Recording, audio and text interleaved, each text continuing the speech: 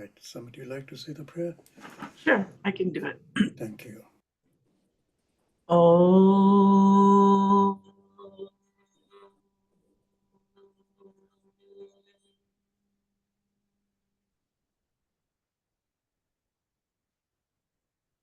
Oh.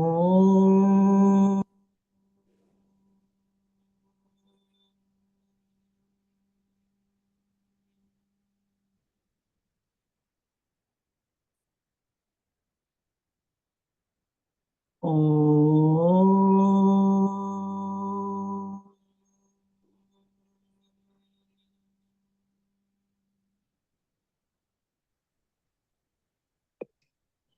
Om Shri Ganeshaya Namaha. Om Shri Saraswati Namaha. Om Shri Gurubhyo Namaha. Om Sahana Vavatu Sahano Bhunaktu Sahaviryam Karavavahe Tejasvinavaditamastu ma vidvishavahe. Om Shanti Shanti Shanti.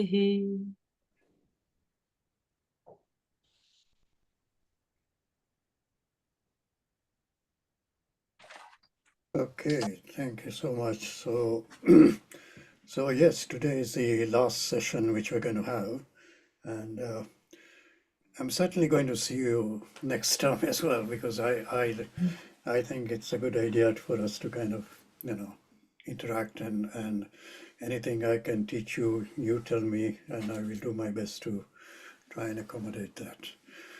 So, for today's class, as I mentioned last time, we can kind of have the question answer. I think I will just take 1 hour today, and the rest of the time, you can do your own contemplation on all the 5 modules and see if there is anything else which you would like to talk about. Maybe we can have one more class next semester, but otherwise, I think this would be the end of the course for us.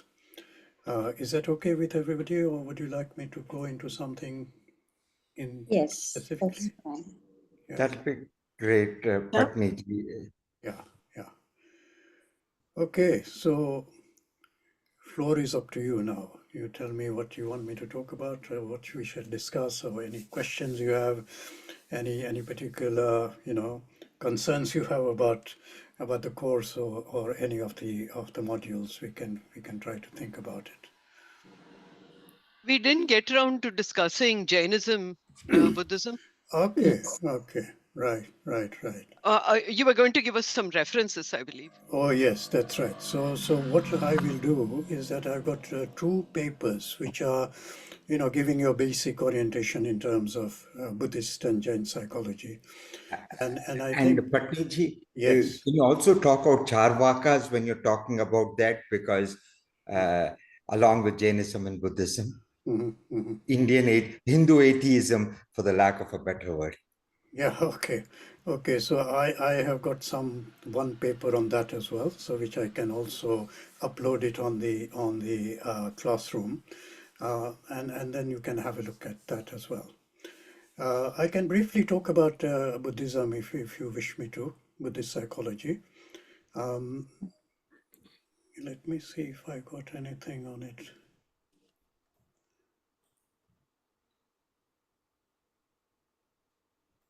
Hari Om Patniji, Hari Om. will you be able to share the slides with Ayurveda information also? Okay, have I not done it so far? No, we don't have module 4 and 5. Oh gosh, okay. Thank you for reminding me. Let me just do that straight away because I think that is important. Okay, thank you. Oh no, I have shared it. Ayurveda, I have shared it.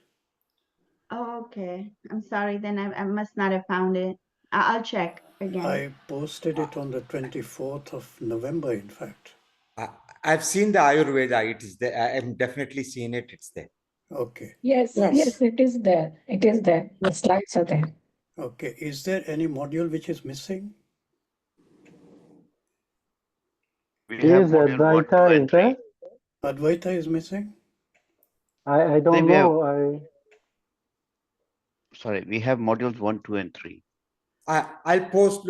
I'll find it and see if I can post the link. Give me a minute.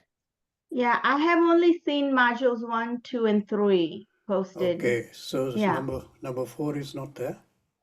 No, I couldn't find Just that. give me a minute, Patni ji. Let me Yeah. just see if I can find it. Because I Okay. remember seeing it.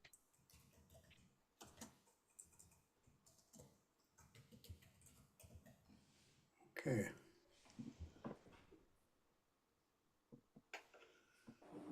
I'm sure I posted it. I'm trying to look. I can't see it either. So maybe I didn't post it. It's posted in 2 different areas. I think that's why. Oh, I see. Okay. There's one under stream and there are some. Okay.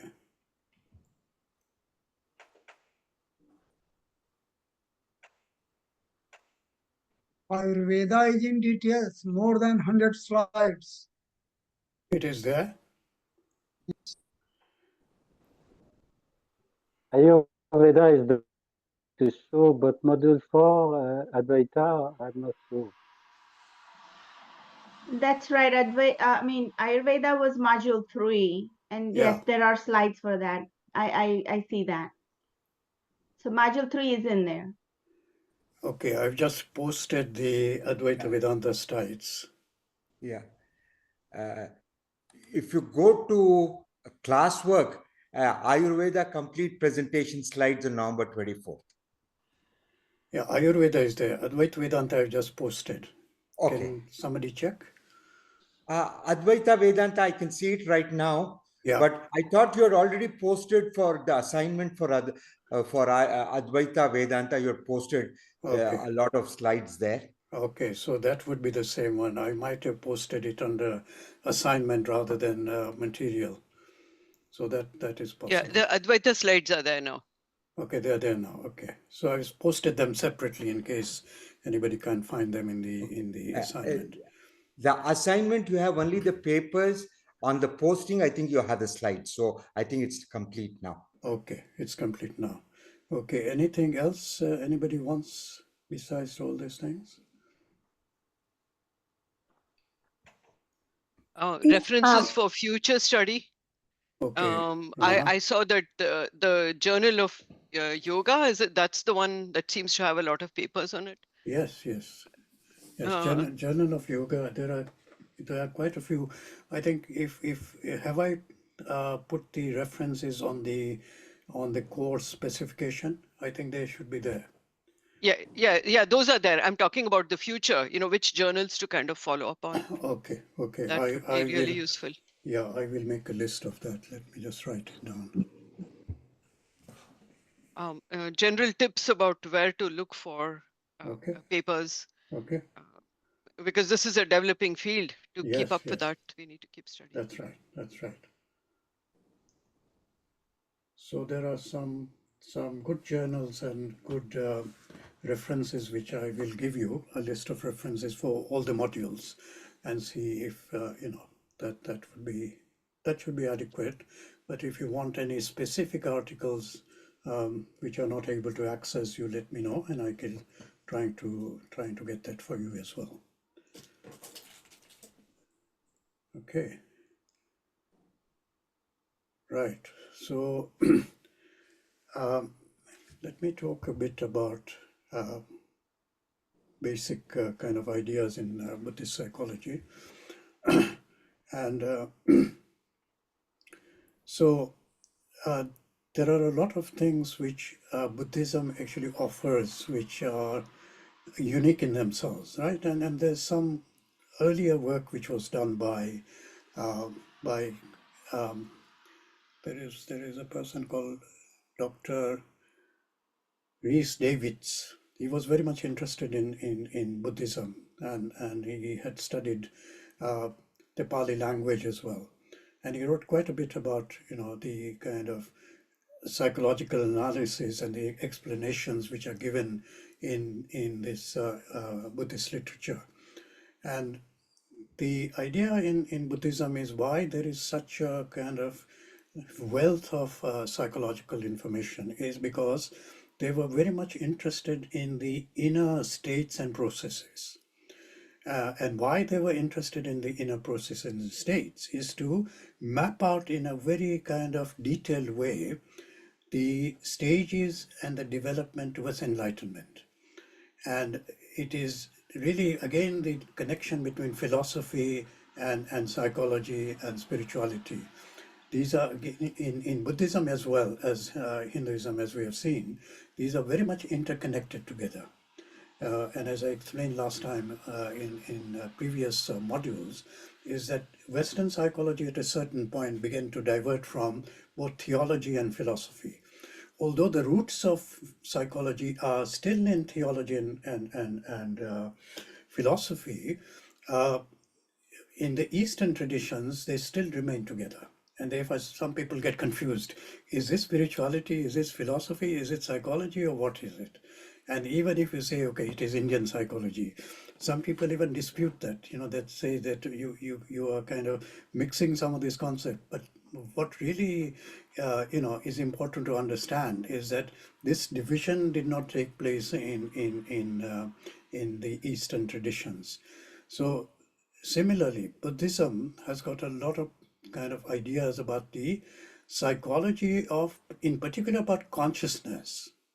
And why consciousness is because the Buddhist meditative states are very, very kind of finely defined, in the sense that, there are 7 different levels at which you can attain different states of, altered states of consciousness. Just like we have in yoga psychology, is that, there's the 5 different samadhis. They go into much more detail into each one of those samadhis and say, okay, there's a slight difference here, and you can notice the difference as you go along this journey. So this idea that, there is a huge amount of kind of psychology of consciousness in Buddhism is giving rise to this, tremendous interest in Buddhism, and especially now that mindfulness has, come to the forefront just because of that. Because they finally kind of described aspects of consciousness has led to understanding that there are certain things which can be taken from the Buddhist psychology and created as a tool or an instrument for the Western world to enjoy and to kind of practice to get some benefit out of it. Patniji, I had just a quick question. Were you Sure. sharing any slides? I don't think I've made any slides. Let me just check, yeah?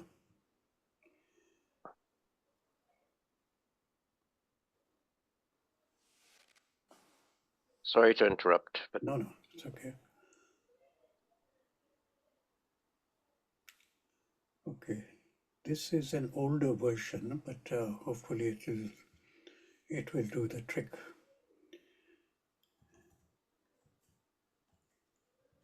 Thanks for the reminder.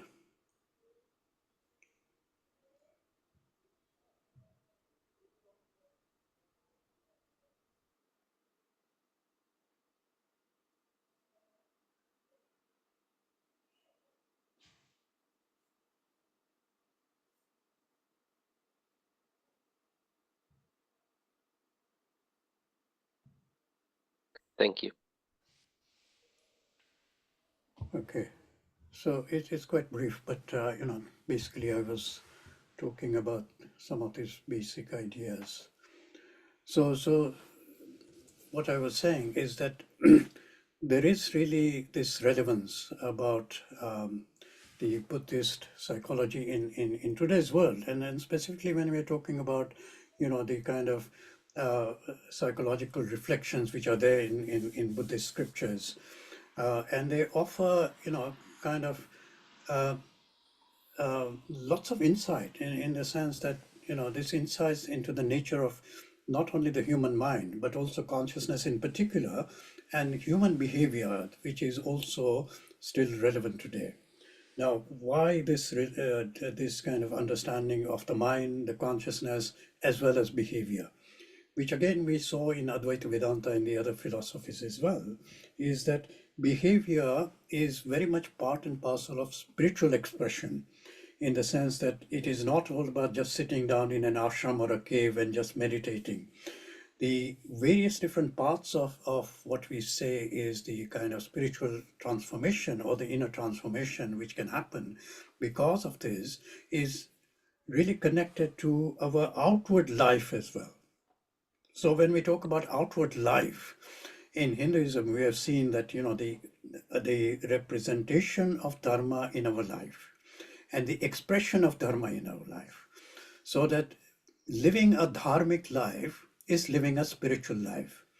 And that spiritual living, which we are going to kind of express through our dharmic way of living, is the key to inner transformation. And what that also implies is that, the Buddhist way of thinking, and especially, when he talks about the way in which the Four Noble Truths have to be lived, it is a lived experience rather than something which is happening at a contemplative level in the mind. So the nature of consciousness, human behavior, still relevant today, and that is why some of these psychological concepts and ideas and frameworks of thinking are what people are really interested in.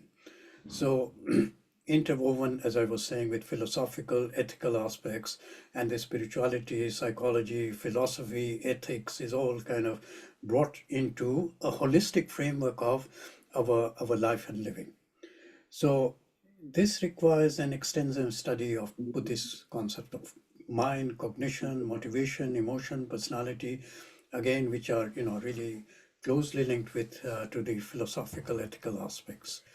And this kind of gives us a broad understanding, not only of the Buddhist reflection, but also that there is a contemporary relevance to what Buddhism was talking about, 2.5 millennia ago.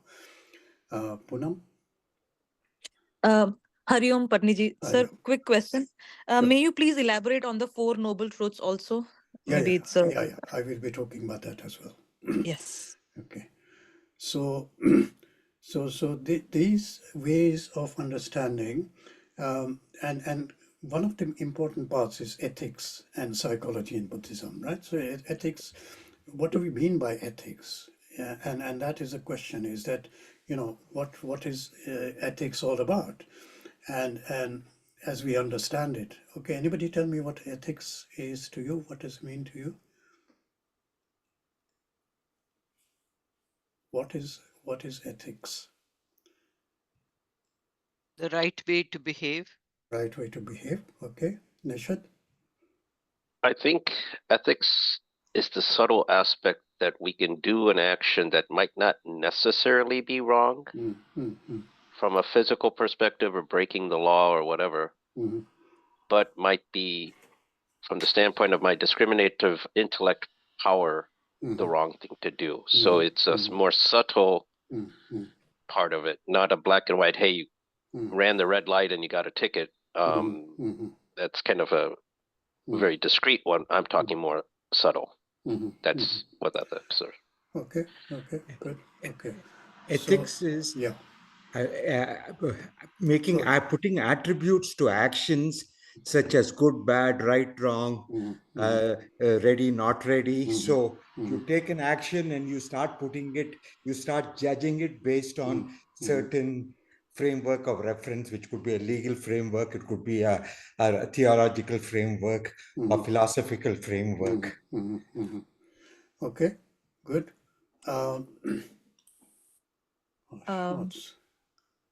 Patniji, I would like to add that, so behaving in a manner which, in a ethical manner, where behaving in a righteous manner, where doing the right thing when even nobody is watching, having a control over your own thoughts, words, actions, and that's how you make a decision. You take 10 seconds and make a decision which is universally right, lawfully correct, and you take compassion in your thoughts, where you behave. Sometimes the other person deserves to be punished, but Right. you even punish them in a way Mm. which is righteous, Mhm. compassionate, Mhm. and Mhm. let it, so that's what ethical behavior will be. Sometimes you have to give a negative judgment. Mhm. It is deserved, but do it in a Mm. compassionate manner, because Mm. military, military chaplaincy is all about, there is a lot of negative stuff happens. People Mm. there Mhm. will be negativity, people will do Mm. negative actions, Mhm. but Mhm. how we can make it, looking at the Mm. positive outcome. Mm. uh, Mm. Okay. Hmm. So when you yeah. say negative, okay, you're done well. I mean, that is probably the idea which Buddhism and even all the other religions talk about, is that there is a kind of ethical framework within which the human behavior can be seen to be at its best, right? So even in yoga psychology, we were talking about this kind of vrittis which are there. You can divide them either into the klishta or aklishta vrittis. And in the aklishta vrittis are all the thoughts or the emotions or the intentions which are related to your spiritual goal. Okay, so in other words, that the ethics by itself may be a different concept and an idea when we talk about ethics in itself, because you can be ethical and moral, and we have to also think about this relationship between morality and ethics as well. But ethical behavior is really something which all the religions talk about. Why? Because there is a connection between the spiritual vision and the spiritual purpose, which is related to living your life according to certain values. Now, this is important part of it, is that ethical behavior is equal to moral behavior, and that moral behavior is related to the values which we are living by. And the values are related to what? Which I mentioned before, is the values are the basis on which we make our choices. And the choices lead to a certain kind of behavior. So behavior, if you kind of track it back to wherever it's going to go, first of all, your behavior is related to some choice which you are making. That choice can be either conscious choice, or it can be a reactive choice to whatever is confronting you at the moment. And as I mentioned that, if you remember that the picture I showed you, I mean the diagram, the ego operating system, and then we've got the dharma operating system. So this transition between the ego operating system and the dharma operating system is simply you're moving away from your likes and dislikes, your past conditionings, your kind of desires about what you want to do, towards going towards a kind of more objectively oriented values which are going to be the basis of your behavior.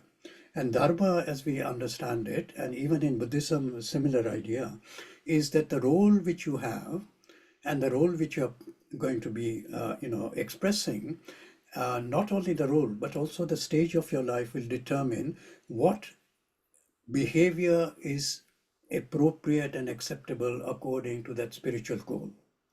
And if we kind of align our spiritual goal to the actions which we are doing, or the other way around, if we are kind of shaping our behavior and expressing our behavior, which is related to values which the spiritual goal is going to direct us towards, then that becomes our moral ethical behavior related to the spiritual goal. If you take away the spiritual goal, then that means that you are an upright moral uh, person integrated to your values, and you're living a life as a moral life. It does not necessarily have to be a spiritual life. But spirituality implies in itself that you must be living a moral, ethical life. So in the same way, Buddhism is talking about enlightenment, nirvana. And that nirvana is to be attained by living a certain ethical life which is based on our choices. And those choices means that we have to live according to the choices which are governed by the teachings of Buddha, right? So, and the way in which it is described, I'll talk about that a bit later, but the way in which it is described is that the Eightfold Path and the four truths. We have to take that into account in order for us to give the ethical framework within which we have to now live our life and to attain enlightenment through that kind of life, together with all the spiritual practices. Okay, so this is the way in which we can think about the ethics, and ethics related to morality, morality related to choices, choices related to behavior. So I hope that makes it slightly clearer, Poonam. Patniji, to add, like, I was going through the scriptures and all, and sometimes we say even Lord Krishna, Karna, there is a gray matter, even in their Yeah, actions, sometimes yeah, it was yeah, the prarabdha which they had to yeah, act, yeah. not very righteous, not ethical. So how can we, like, it's of course it is difficult for judging within 10-15 seconds, Yeah, but you're in a situation. That's right. So That's right.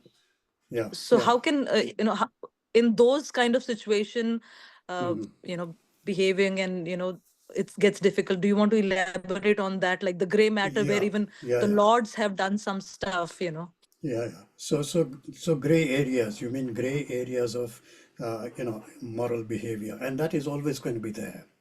And why that is there, and as I was telling you earlier in the earlier module, that Mahabharata is full of stories like that, is the gray areas between a certain kind of ethical behavior, which then becomes diluted or complicated because of the complicated context in which it is going to be expressed, right?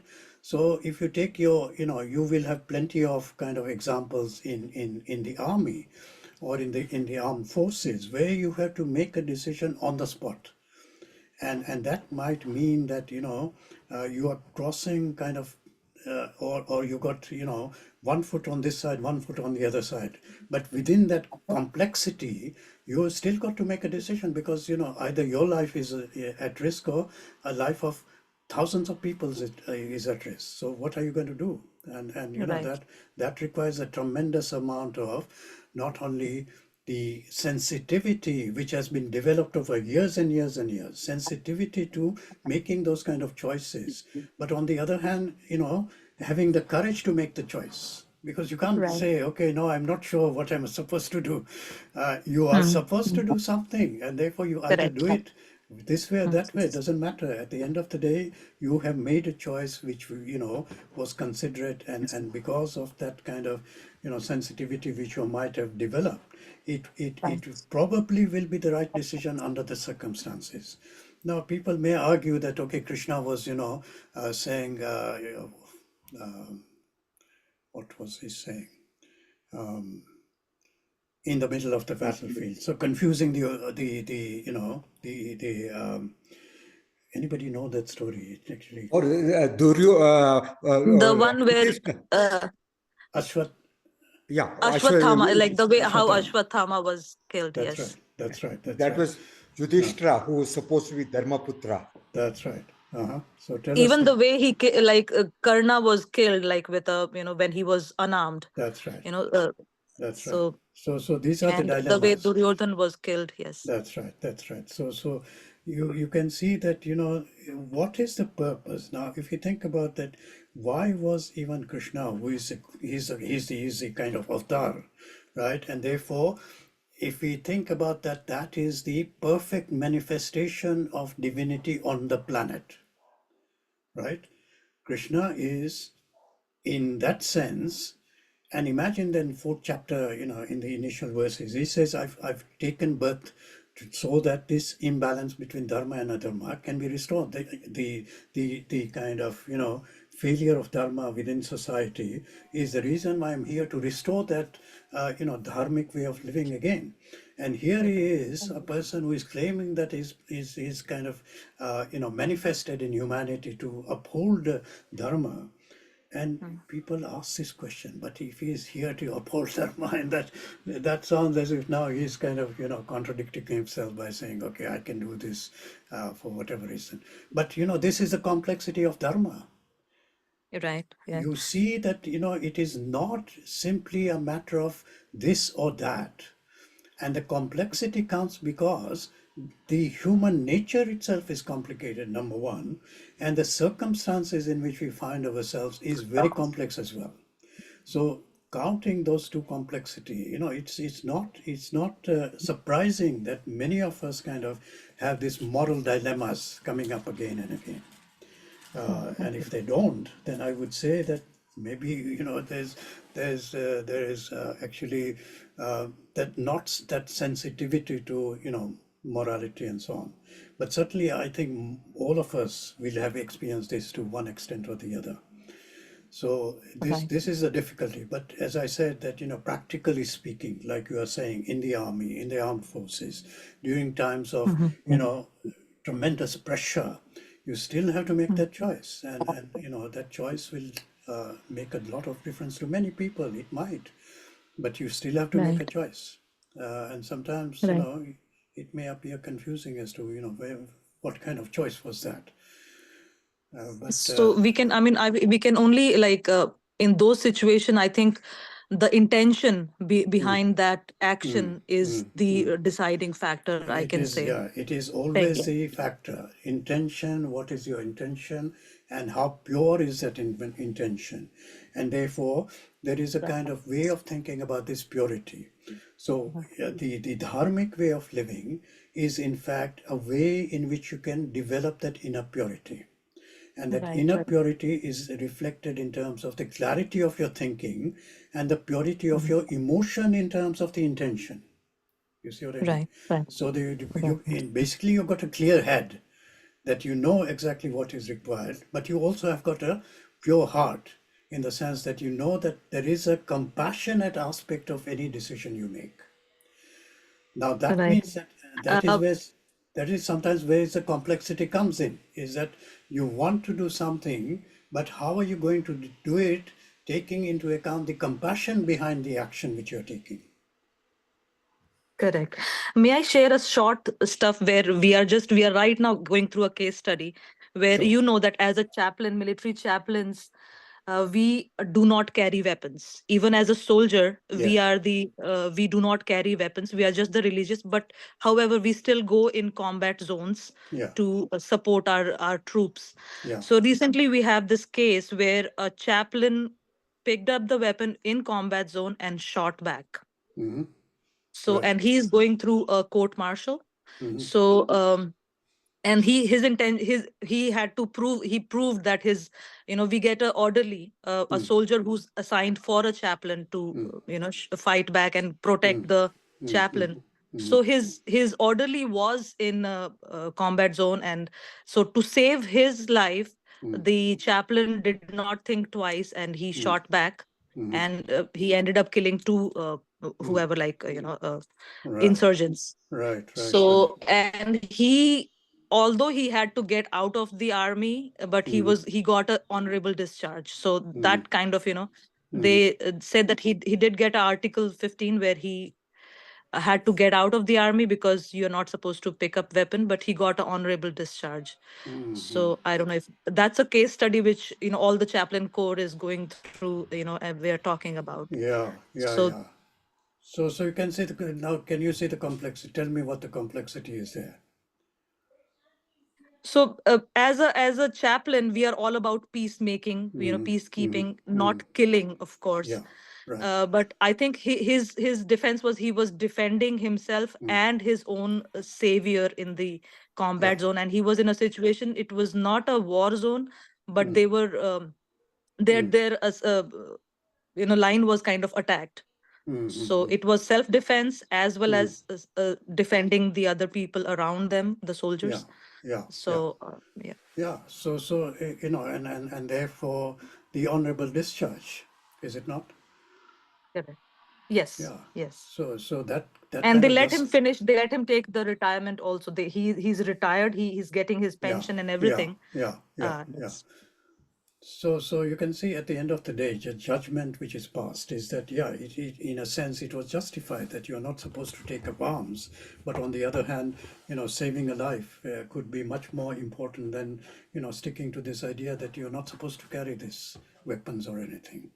So this is the kind of complexity which I was talking about, is that sometimes, the gray areas in between. Yes, you are supposed to do that. No, you're not supposed to do that. And therefore, this gray area, which then you have to quickly act upon, because, then there is no chance of, saying, okay, I'm going to take another 10 minutes trying to decide what to do. By that time, my life is lost. Right. And Yes. therefore, to keep that in mind, I think we can understand where that complexity is coming from. Okay. Yeah. Somebody else had raised, Nashad, you were. No, I was just gonna add that to what you said about the intent of the action. The other determining factor is it for the greater good? Meaning beyond myself, maybe even beyond, my family, or in the case that Poonamji gave, even beyond the person's rules that they're not supposed to carry a weapon. That person, in my opinion, was doing something for the greater good, which was to save the life of another person. Yes. So I was just going to add that as part of the equation. Yeah, and there are many kind of stories in the scripture, especially Mahabharata, Ramayana, for example. People still talk about why did Rama have to give up Sita in the way he did, right? And to think about that, on the one hand, where the dilemma was coming from. His dharma as the king and his dharma as the husband. Now, I'm putting it in a very simple way, but what it means is he was caught up in that moral dilemma. And like you said, what is the greater good? On the one hand is maybe just, one person and that relationship with that. And on the other hand, there are, the whole kingdom. Now, how do you make a decision between whole kingdom and one person? It could work the other way around as well, depending on the context. So that's why, this moral and morality and ethics sometimes becomes difficult, and therefore we keep on talking about it. Why? Because, there is no clear answer sometimes, that clear answer about how do you make a choice and on what basis do you make a choice. But there are guidelines are there, yes, but, just like Poonam was giving the example in that case study, is that, what happens in that case is that you have to make a choice, and that choice can be in that gray area. And the gray area implies that on the one hand, individual behavior towards something particular and specific, like saving the life of the orderly or whatever it was. On the other hand, what is the greater good, and how do we maintain that greater good? By taking up the arm, and that was what this person would have decided to do. Okay, so ethics, psychology, ethics, and all these things is really about this idea of development of virtue through cultivation of good habits and self-analysis. Now, Buddhism says that, this kind of self-awareness which should be there, number one.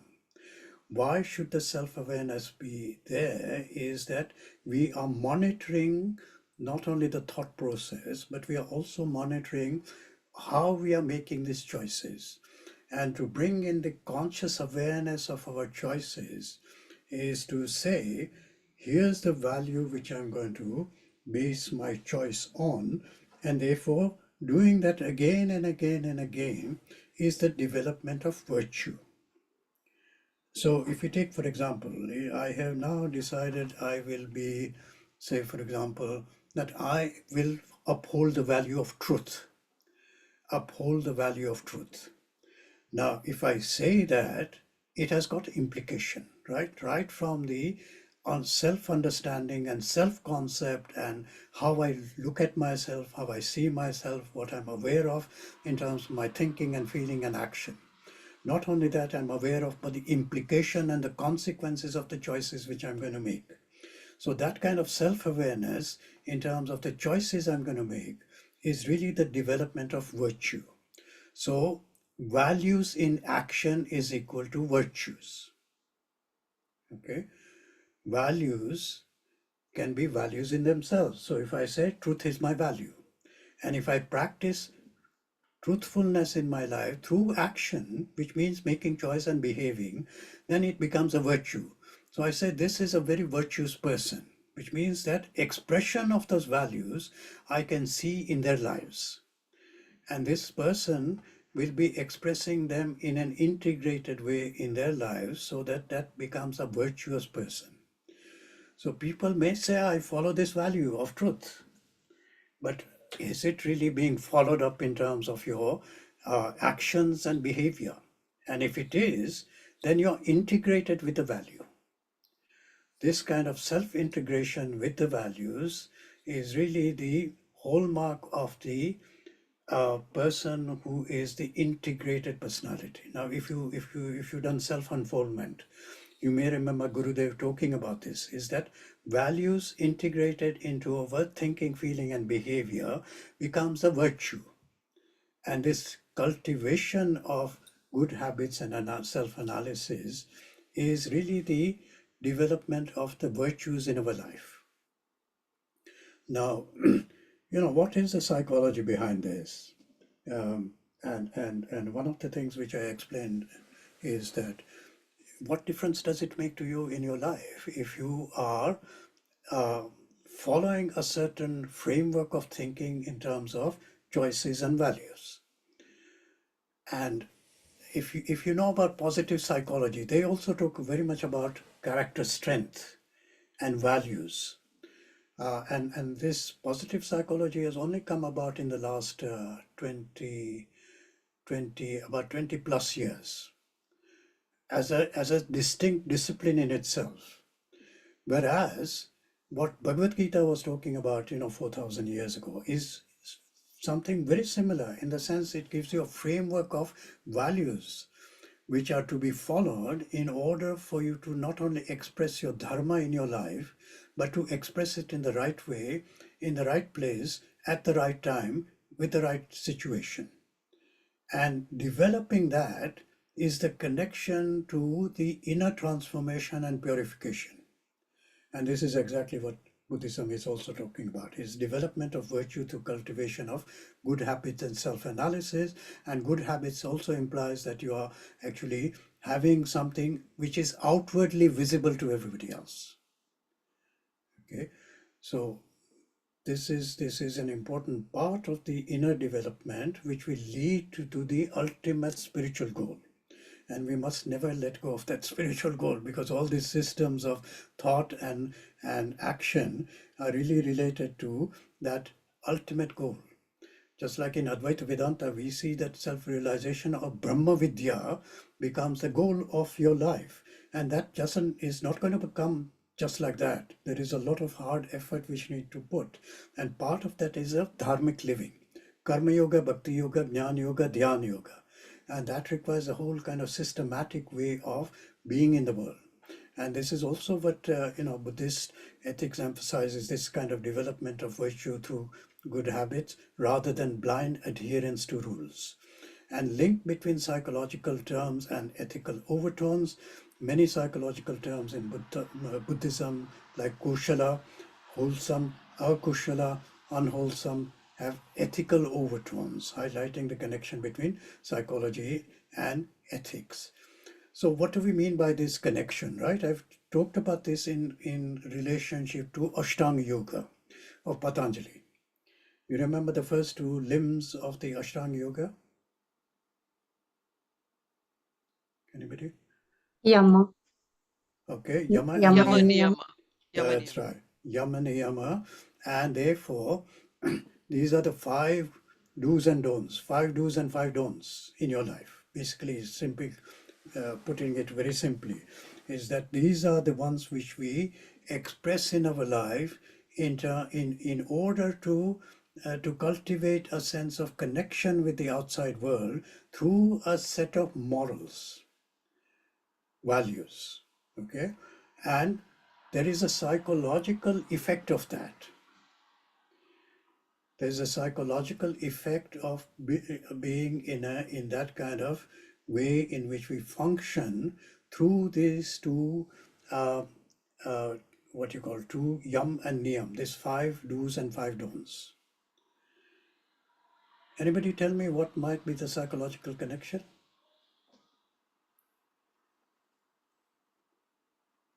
What is the psychological consequence of being in that way, functioning in a moral way in our lives? Hariom, Hariom. when you do that, I think your mind would be at peace. Yeah, From yeah. a psychological perspective, you'll be more comfortable, you feel more confident. It's like more positive energy flowing out from you. That's right. Very good. Yeah, yeah. And that is the idea. Nishad, what would you like to say? Oh, just to what was just said, peace of mind, and also, the whole thing we're trying to do is to see who we really are. And by doing something unethical or something that bothers our conscience, not the Hindu conscience, but just as we say in English, my conscience really hurts me because I did a wrong thing. Yes. That is taking me away from who I really am, which is I'm happiness, right? So That's right. That's right. So this is the idea: is that it will have a kind of psychological effect in terms of, say, the intellect. Now, if you think about what is the effect on the intellect, there are two things. One is that the clarity in your thinking, the clarity in terms of your decision making. That takes away some of the confusion and anxiety which we normally experience, right? So both of you said peacefulness of the mind. We feel more at peace because, this is my commitment to living certain life and making those choices according to those values and living those virtues means that there is less confusion. I know, most of the time I know what needs to be done, and there's a clear answer as to what choice I have to make in all these different kinds of places. And sometimes that anxiety which arises because we are not able to decide between two things, that anxiety then begins to also disappear. So, inner peacefulness, there is a sense of inner contentment that, yes, I've done the right thing, so I don't need to kind of, think about, well, I know the consequences of what my choices are going to lead to, and I'm happy with that, and therefore content with whatever I'm doing. So these are psychological effects in terms of the thinking process. And then, of course, related to is the emotional, energies which might develop when we are not living. So, for example, I mentioned about, guilt might be there, some shame might be there, some anxiety might be there, and maybe some regrets about what I've done. And therefore, that whole emotional way in which our choices are related to whatever we do, that balance begins to increase as we are more clear about what we are doing and how we are doing it. Not that it works in all the ways, but certainly there is an overall effect which we can see is that living that kind of life will lead to a way in which not only the confusion begins to begins to lessen, to become less and less. Also that rajasic energy, which is about all that anxiety about what am I going to do and how I'm going to do it and have I done the wrong thing and what is going to be the consequence of that. All that rajasic part of this, decision making also goes into the background. And then what comes up then as a result of that is the sattvic guna. And that sattvic state of the mind through virtuous living is very much connected to our spiritual development. And therefore, yam and niyam are not just don't do this and do this. It has got a lot of kind of consequence in terms of thinking about psychologically about how it is going to help us to make those decisions. As I said, that not all the time it will work, but certainly it will take away 80% of your anxiety about and confusion about what needs to be done and how it needs to be done. There are other things which need to support it as well, right? So that not only there is a commitment, in spite of any challenging situation, you still stick to what you really want to do. And there are stories in the Puranas which demonstrate that people stick to their guns. At the cost of sometimes, kind of tipping the balance towards, well, this is not appropriate. But, this is the kind of risk which is there in terms of, living a moral life based on these kind of values. Like we said, it becomes complicated as we kind of encounter the inner complexity and the outer, situational complexity. To get all of these things right is sometimes not easy. Lata? Yes, I wanted to talk about practicing yama, niyama, and their psychological effect. So, one thing I always tell my kids, whenever you lie, your mind has to remember two things. Yeah, What is the truth? yeah. And then what is the wrong one? So Yeah. now you are burdening your Ah, mind.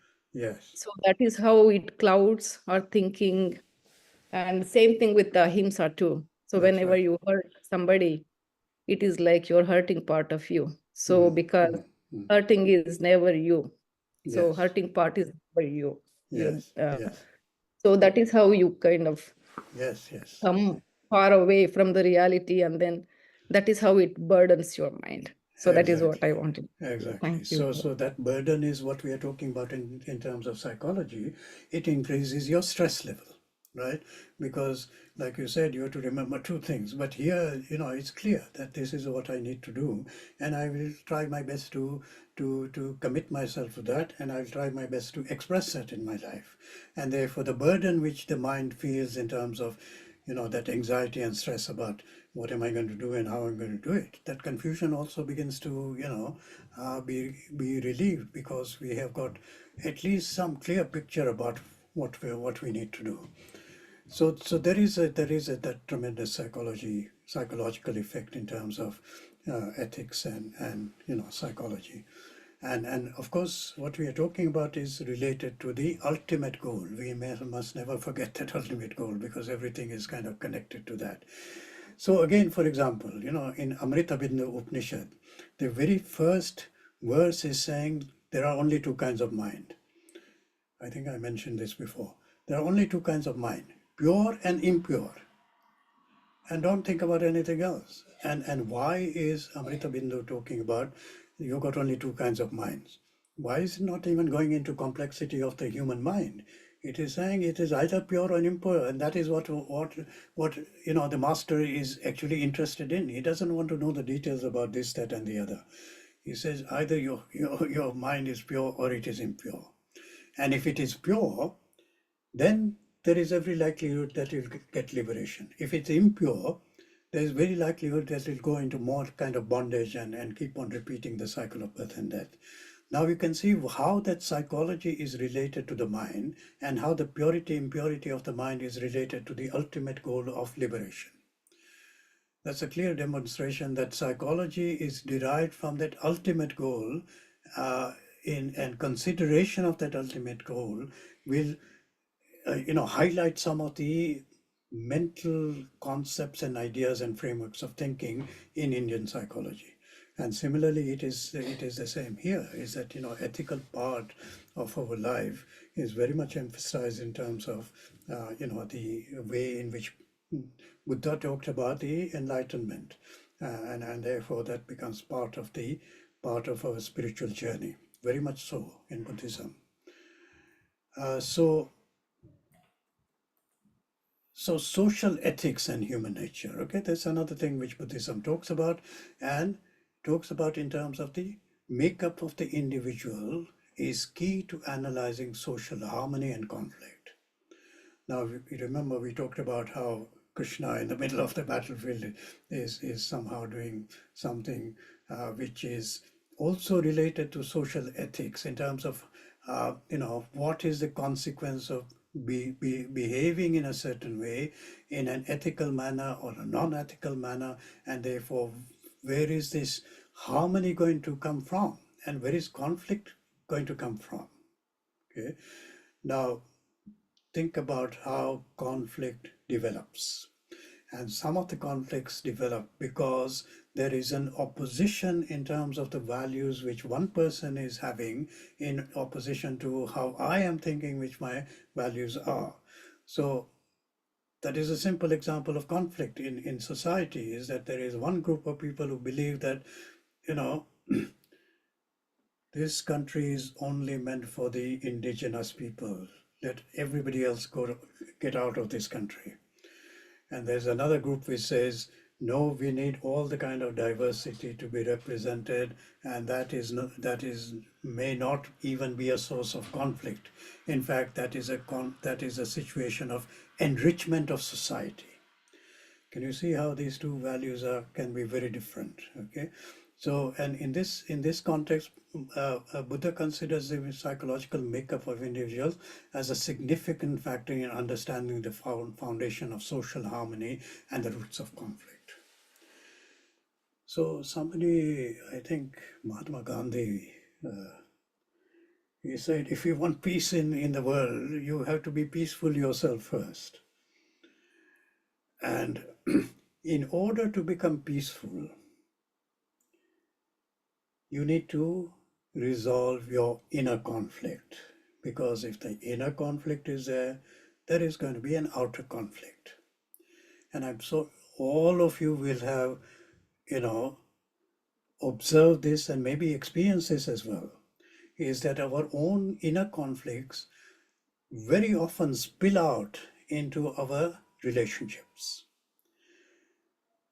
And I'll tell you a simple example. So, one of my clients has a lot of anger issues. And because of that anger, it kind of kept on spilling over again and again and again into their relationship with the partner. So when he came to me and he said, I've got a lot of issues now, this relationship is on the point of breakup because of my anger issues and everything kind of spilling over into this relationship. And partner is saying, I don't want any of this. I'm just going to walk away. Now, when we started looking at, this client, you found that he had a lot of inner conflict as well. And because of that inner conflict, there was inner tension. And because of that inner tension, there was a lot of inner frustration. And that inner frustration kept on being triggered off again and again by the simplest of things. So what we then decided is that the major work which we need to do is to look at this inner conflicts which he's having. And when we do that, and when we did that actually, he began to understand that, this is not a problem between myself and the partner. Actually, it is all about, that inner conflict. Well, not all about, but certainly a large part of that is working on my own inner conflict and trying to resolve it so that then it doesn't get triggered off every time something small happens. So the roots of conflict really, what Buddha is saying, is according to the psychological makeup of the individuals. And when couples come into my therapy room and I sit them down and I try to make them understand each other's perspectives, each other's values, each other's paradigms, ontological realities, and to understand them and to understand themselves as to what these are, begins to heal that relationship. Because the inner healing which takes place in their own psychological makeup then starts working through into the relationship itself. And slowly by slowly what we find is that, that resolution of the inner conflict makes them much more kind of, peaceful in themselves. And being peaceful in themselves and also resilient makes up for a good, solid relationship. And this is what Buddhism also talks about, that the roots of conflicts and social harmony. And by social, we don't mean the whole society, just one person in your life, is to say that harmony in that relationship is related to your own psychological makeup.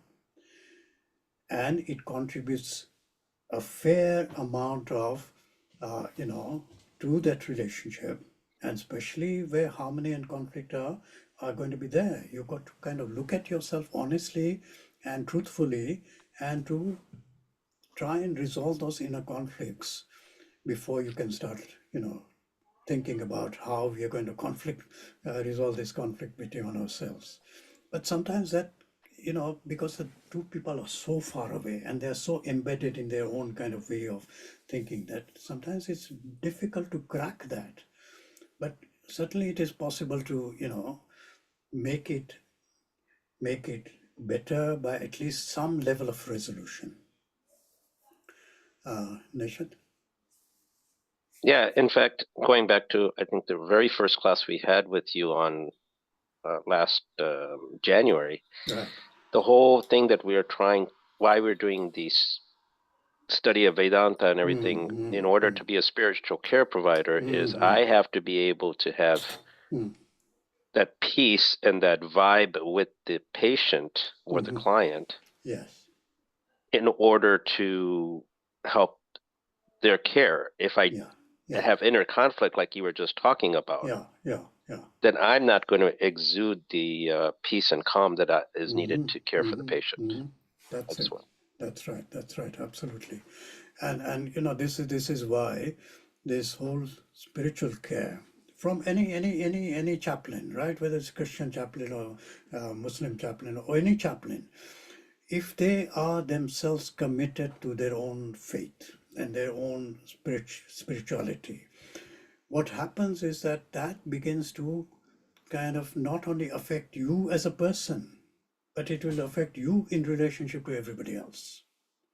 So that if you're stepping into the patient's room with just your presence, and I mentioned it many times, is that just your presence can be enough to start healing a person.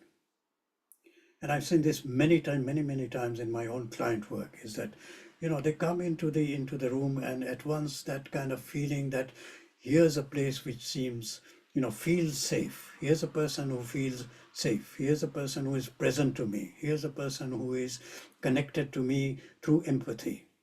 And that in itself sometimes can be a very good support system to resolve some of the issues which the client is facing, because it contributes to that relationship with the client or the patient, which is, you know, this alliance which forms because they can trust you and they feel your presence and they feel the empathetic connection with you. And that is really, in my experience, the basis of the healing of the client, right? And as spiritual carers, I think we also, you know, have to have some commitment to our own sadhana, our own spiritual practice, because that is really the basis of spiritual care. You know, it can be done as a profession. You know, you can kind of step apart and say, these are the techniques, this is what I got to say, this is what I got to do. But, you know, it is, I feel that, you know, that may be not have the kind of depth which you can easily develop through this kind of daily 20-50 minutes or, you know, 1 hour of your own sadhana. And even last batch, I was telling them that, you know, this is an important part of your commitment to becoming a Hindu spiritual carer, is that commitment of doing your own spiritual practice. And this is what happens, is that if you resolve your inner kind of conflict, that kind of peacefulness and presence in itself helps you to connect that with the client. And some of these things, you know, greed and hatred and delusion, also, of course, have social dimensions, because when I'm interacting with anybody, I'm bringing my whole world into the space between us, and they are bringing the whole world into this space between, you know, the two of us. And therefore, whatever I am, if I'm a very greedy, hateful person, I will bring that into the space. And similarly with the other person, and therefore this has got social dimensions, and you know, we can't afford to neglect that. And the evil impact of greed and hatred is not limited to individuals. These factors generate a climate that feeds acquisitive, aggressive personality types in the society. So you can imagine, you know, a community which is just focused on this kind of thing. I want this, you know, and by hook or crook, I must get this. And that kind of attitude, you know, this acquisitive, aggressive type of way of getting things for your own selfish needs, that can become a tremendous kind of, you know, evil in the community or the society. So we need to be aware of this social implication, right? Negative, positive aspect of Buddhist and social ethics. And this is also that, you know, the social ethics as both negative control of personality factors to lessen conflicts, and positive development of healthy personality types to promote good society aspects. Okay, so we talk about this in positive psychology as from -10 to getting to 0 first, and then from 0 taking it to +10. So not only are you kind of resolving your inner conflict, but you're developing a good character strength, having done all this work with yourself. You then go on to develop your positive personality by developing positive character strength, which then healthy personality types to promote a good society.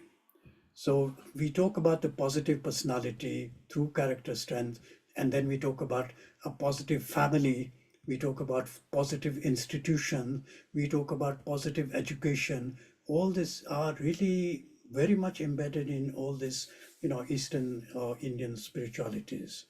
And this is, sometimes we don't think too much about that, but I think it's got a tremendous effect in terms of not only personal relationship, but also community and society. So it can have a lot of effect on that as well. Okay, I'm just going to stop here for about 15 minutes and then we come back again.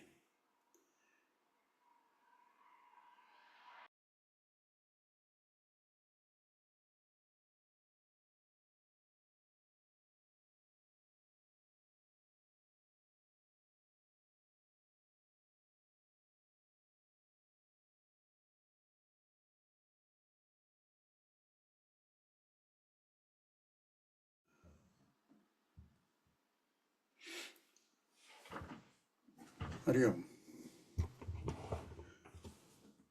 So, so this is, we're talking about Buddhism and the ethical, both the individual and the social, and how it is related to human nature. And of course, when we start talking about human nature, we're talking about psychology. So these psychological aspects of not only the individual ethical behavior, but also in relationship to the society as well. So these are important concepts. So I think Poonam asked about the Four Noble Truths, right? So these two things which are very much there in terms of Buddhism. So I mentioned two things. One is the Four Noble Truths, and the other one is the Eightfold Path, which is much more related to what we've been talking about, is in terms of, the right way to live. If you think about the way in which ethics is meant to give you a certain direction in life, so that you are living according to a certain moral code, you are living according to certain values, and those values express themselves in choices, and choices leads to behavior. So the Eightfold Path is particularly focused on that, right? So the various different values and how you're going to live that life is related again to the Four Noble Truths. Now let me just talk briefly about these two things. The Four Noble Truths are, number one, the truth of what you call suffering. So Buddhism talks quite a bit about dukkha. So dukkha in terms of suffering. What it means is that, and we all recognize this, is that life inherently will have some kind of suffering or the other. And suffering doesn't mean, all this kind of ways in which we suffer in extreme condition. Suffering can be something as simple as feeling dissatisfied. And this dissatisfaction is going to lead us to some kind of, inner disturbance.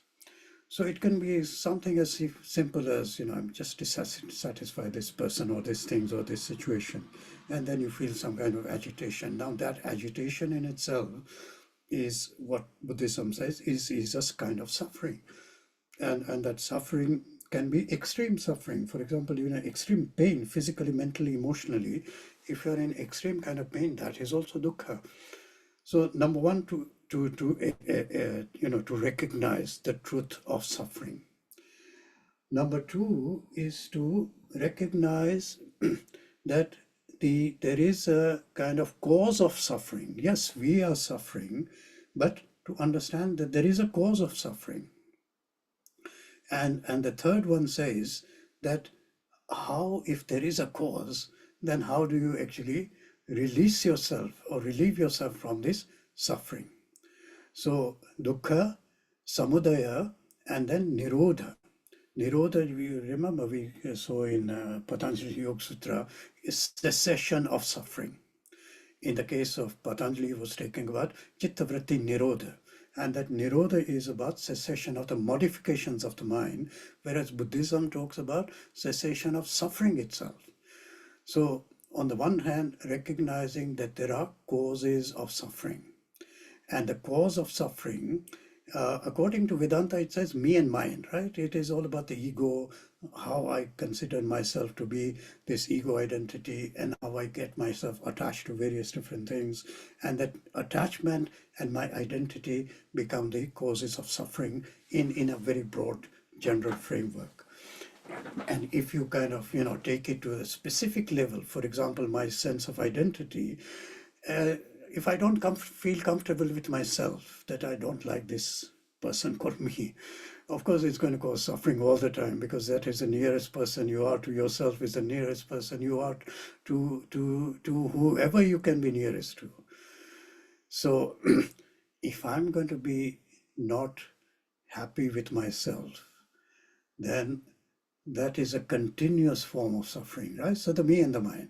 In the case of Buddhism, it talks about the causes of suffering as desire, which it agrees with Advaita Vedanta, attachment, which is again me and mine, and then clinging to desires. So clinging to desires means that repeatedly you want to kind of cling to desires, and those desires cause the suffering. So attachment not only to ourselves, attachment to the objects of our desires, and attachment to the desires themselves. These three things, what Buddhism talks about in terms of the causes of suffering. The third one was about how suffering can be ended. Okay, in other words, there is a cause of suffering. Then how do I cease suffering? Nirodha of suffering.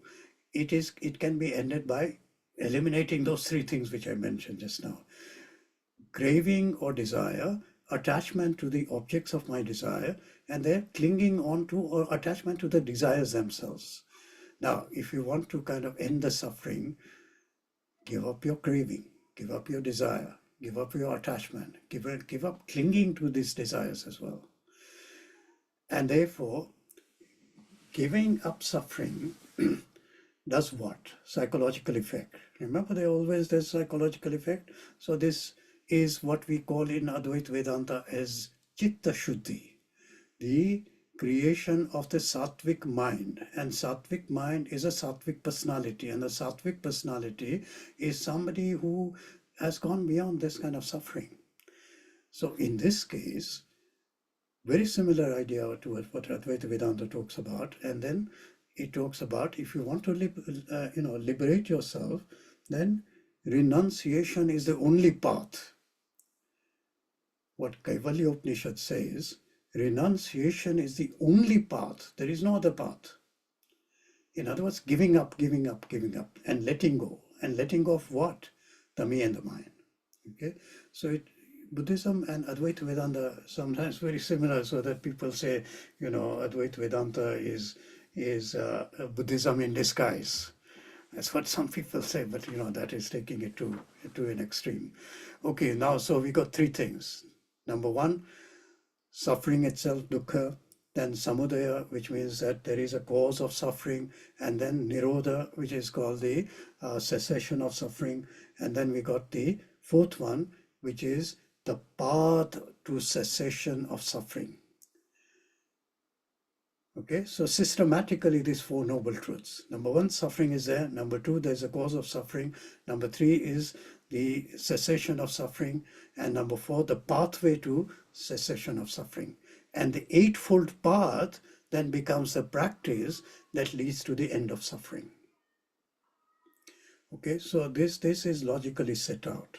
And of course, when we start talking about, okay, yeah, suffering is there, but I have to behave in and think and feel in a certain way in order for me to then relieve myself of the suffering. And in this case, what Buddha says is follow the eightfold path. Now, what are the 8 things? Okay, so the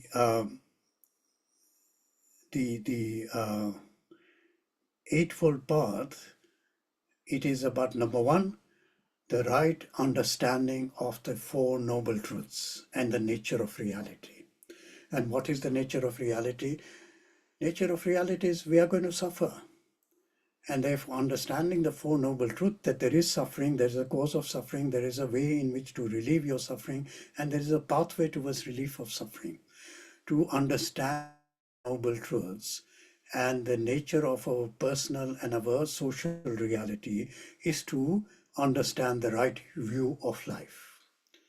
In other words, your ontology is going to be based on these 4 noble truths. So this right vision of life, right perspective of life, that is number 1. Number 2, following on from there, that if this is how I understand life, then I will have to have the right intention in order to follow this right way of life. Now, if you look at the 4 noble truths, the first 3, that there is dukkha, there is a cause of suffering, and there's a possibility of cessation of suffering. These are then said to be the way in which we have to understand life. And then understanding life, we need to have a certain way of living.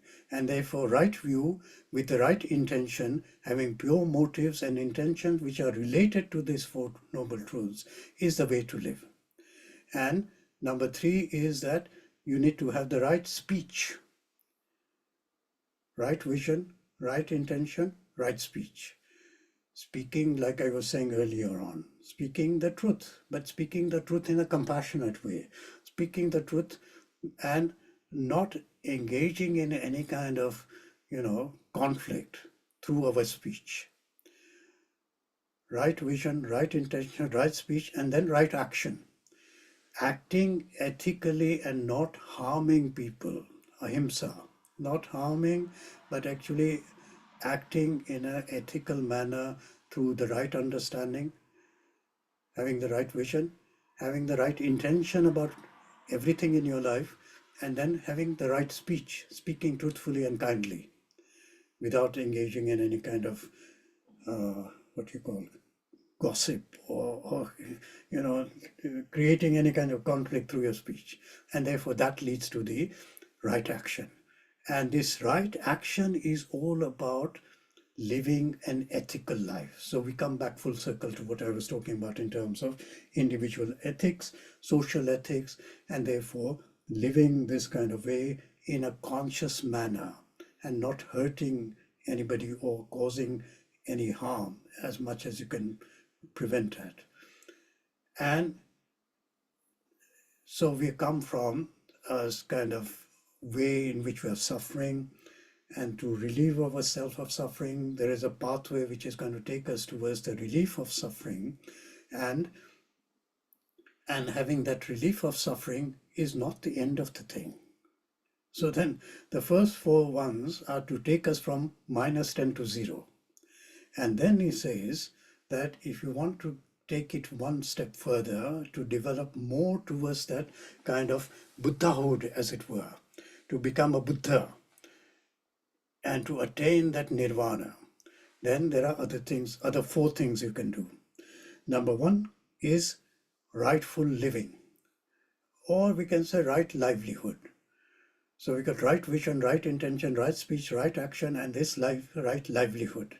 And this livelihood is based on all the other 4 noble truths and what we have been talking about so far.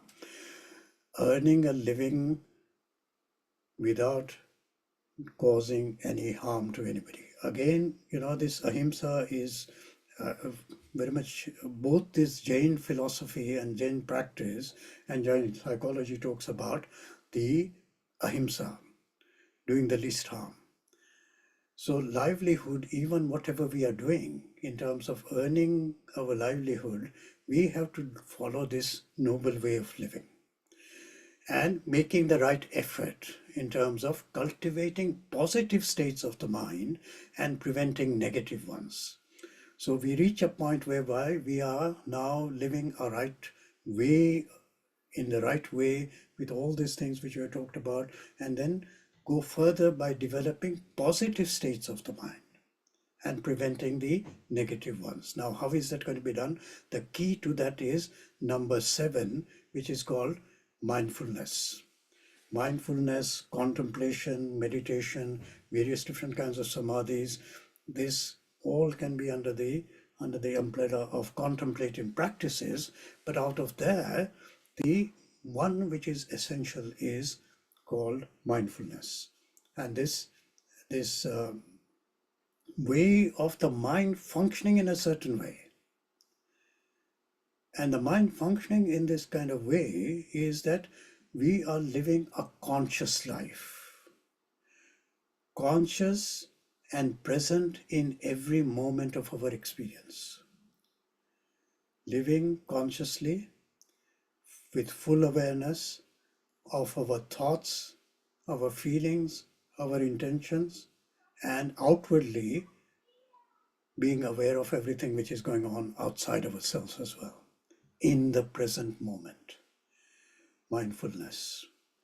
And this really is the key to following the Eightfold Path, right? Why? Because if we are just blindly kind of reacting to life, we cannot maintain this kind of thing which he's talking about.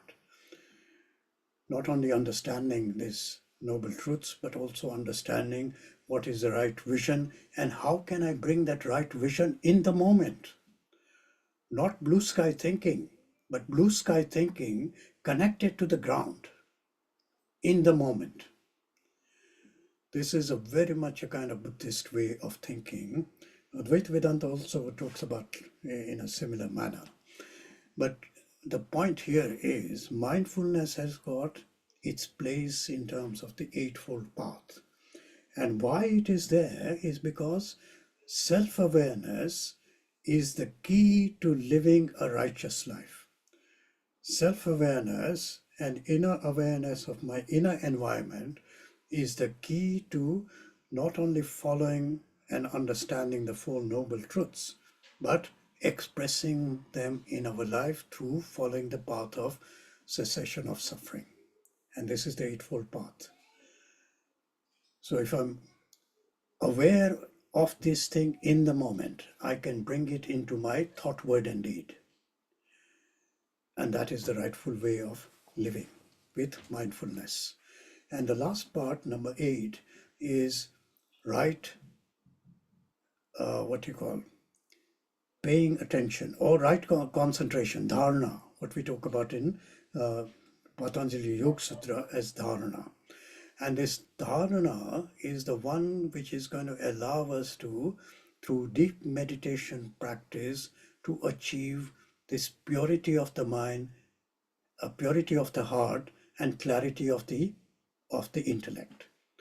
Clarity of the intellect, purity of the mind through this deep meditation practice, samadhi. So if we connect all these 12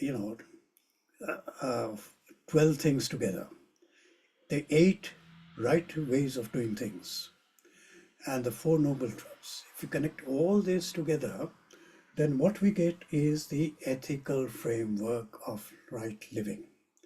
And if we see that, the first 3 aspects of the Eightfold Path, which is right vision, right intention, right speech, and following that by right action. And that right action, actually the first 4 of the Eightfold Path are really taking us into this ethical conduct in our life. Right understanding, right intention, right action, and right speech. All this are creating ethical behavior. And two more things which we've got to try and understand in terms of ethics is that it's not just a kind of intellectual exercise and choice which we're going to make and act in the world.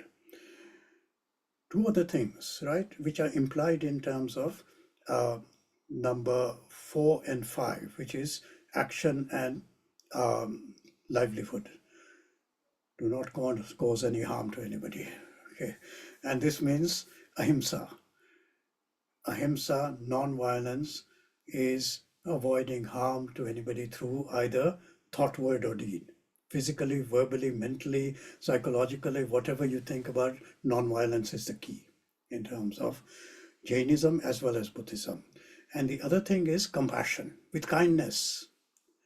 Not only not do any harm, but a positive feeling of kindness and compassion. Cultivating kindness and compassion is a very important aspect of Buddhist way of living. The whole kind of orientation towards that emotional part of yourself. And that emotional part very much related to compassion and kindness, with doing least amount of harm, acting in a virtuous way, with the right understanding, with the right intention, and you get a whole kind of framework of Buddhist life. Okay, so this is the Dharma. Buddhist Dharma, Dhamma, they talk about Dhammapad, is the book which was the guidance given to the devotees or the practitioners of Buddhism, and that actually takes all these things into account and say, here's the dharmic way of living. This is the basis of your life. Dhamma is your basis of your life. So both Jainism, Buddhism, again, very much kind of focused in terms of the right way of living. And especially Jainism talks a lot about karma. It says karma is the focus of your life. And here also, Buddhism is talking about rightful living. And of course, we have seen all the Hindu traditions also talk about a dharmic way of life. So dharma, that is why we call all this a dharmic religions. So in the UK, we got this kind of division between Abrahamic faiths and the dharmic faiths. And the dharmic faiths are, Hinduism, Buddhism, Sikhism, Jainism. And there are organizations which come together as these are the dharmic, dharmic faiths which are there. I remember being a founder member of the, the Organization of Dharmic Faiths, the Council of Dharmic Faiths, which we started about 10, 12 years ago. It's still going on, but not in the way in which the other faiths are expressing those. But what I mean is that there is the whole dharmic way of looking at life, and all these traditions of Indic origin, they emphasize this dharmic way of living, and therefore, when we talk about the the ethics which Buddhism has been emphasizing, what I've been talking about so far, is really based on this Four Noble Truths and also the social dimension of social ethics, and then to relate it back to the human nature, individual nature in terms of psychological consequences and the psychological causes which need to be shaped by this, influenced by and shaped by this way of the Four Noble Truths and the Eightfold Path. Okay, so this is really the overall kind of way of looking at Buddhism from that particular perspective of looking at the ethical life, and how this Four Noble Truths and the Eightfold Life provides a framework, a complete comprehensive framework of how to reach nirvana or the final enlightenment through this kind of living. And especially, the last two things which I talked about, the mindfulness and meditation, these are very important in Buddhist life. Okay, so yes, Seema? Hari Om, Ramesh Bhai. Hari Om. I was wanting to bring up we have this through the the program that we're in as far as our spiritual care at the hospital, was brought up this cognitive-based compassion training, Yeah, which is yeah. CBCT, Mhm. and it's based on it was a Buddhist professor at Emory University, and it's based on, as you had said, the compassionate portion, but it talks about the zone of well-being Mhm, mhm. and how an individual can stay in that zone of well-being and the highs and lows, how we talk about in our Vedanta philosophy, the highs being getting elated, excited, the lows being kind of being depressed, and how That's to right. use those grounding moments of, it said 60 to 90 seconds to ground yourself using whether it's just placing your feet on the floor or just feeling that for that 60 to 90 seconds, and that how these create a new neural pathways within your mind to where your zone of well-being becomes more and more integrated, and so to where you stay in that zone of well-being for further periods of time. That's right. And that they talked about how, as spiritual care providers, how we can use this, because especially when we go into situations maybe that trigger something within us, how between seeing care seekers, care receivers, we can come back into that zone of well-being and just having that mindfulness to be able to have that compassion within in order to bring that back. So I thought that was a very very practical way in which this was described, and how we were kind of taught or instructed on ways in which we can use this.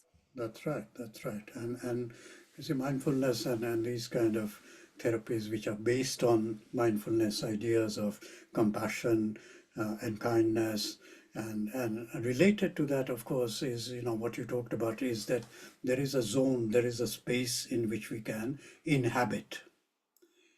The inner space in which we begin to inhabit, where there is not only equanimity of the mind through this kind of mindfulness, but also that we can be very present in the moment. And being present in the moment also allows us to connect with the patient in a much more deeper way. And all these things coming together, like whether it is just the thinking part, or whether it's the emotional part, whether it's the connection part, whether it is empathy, all these are emphasized in terms of this Buddhist way of living. And of course, all the even Advaita Vedanta talks very similar about this way of functioning. But there is this kind of inner space which you begin to develop, and if you practice mindfulness for some time, you begin to you can instantly go into that space. So that not only is that space which you have created for yourself is a place of harmony, it is a place of peacefulness, it is a place of connection in the moment. All these things become available to you, and of course it may be connected to the neural pathways and forming this new neural connection in order for us to create that space. But once you're created, it becomes very easy to get into it. In an instant you can kind of get into it. So you can imagine the kind of value it has in terms of one's own mental well-being and mental health. Okay, and sooner or later, what begins to happen is that you inhabit that space in the present moment most of your waking time. So not only do you get established in that, but you can also function in the most effective, efficient manner from that space. Giving your whole presence in the moment with all these factors which we've been talking about in terms of the Eightfold Path and the Four Noble Truths. You can bring all that as a gift to the patient and to yourself as well. So, these are some of the things which are now actually coming into psychology and psychological well-being. It has been going on for, more than 20 years now, but some of these have developed into specific, practices which can then be used by anybody. And especially we as spiritual carers can really benefit from some of these things.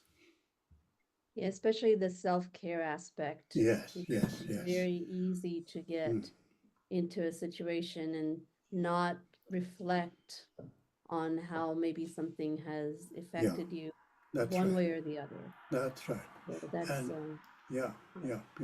And I think mindfulness, works both ways, is that it can help the other person, but it can also help us in terms of maintaining our own, balance in not only emotional balance, but also cognitive balance, to have that kind of flexibility in our cognitive thinking so that we can step out of these repeated patterns of thinking and behaving. So yeah, I mean, it has got tremendous value. Good. Ashok? Just as an aside, Madhvacharya called Shankaracharya a Buddhist in disguise. Yeah, this is what I was referring to. That there is a lot of commonality between Advaitic Vedanta and some Buddhist schools of philosophy. That's right. Yeah, I mean, because there's similarities in terms of not only the kind of overall concept of, suffering and relief from suffering, but also in a sense that, some of these techniques and practices are similar.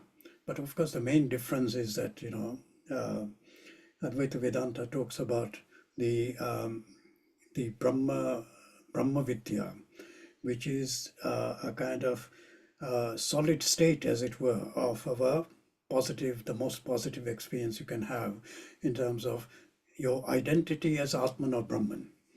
Whereas Buddhism not quite reaches there. It talks about the negation of the me and the mind, but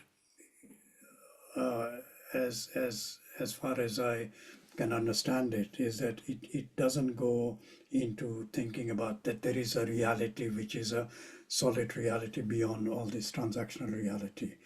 But certainly, there are many parallels between the two systems of thought, and this is what Madhvacharya was quite a critic of Shankaracharya because they are kind of at opposite ends of the whole Vedantic thinking.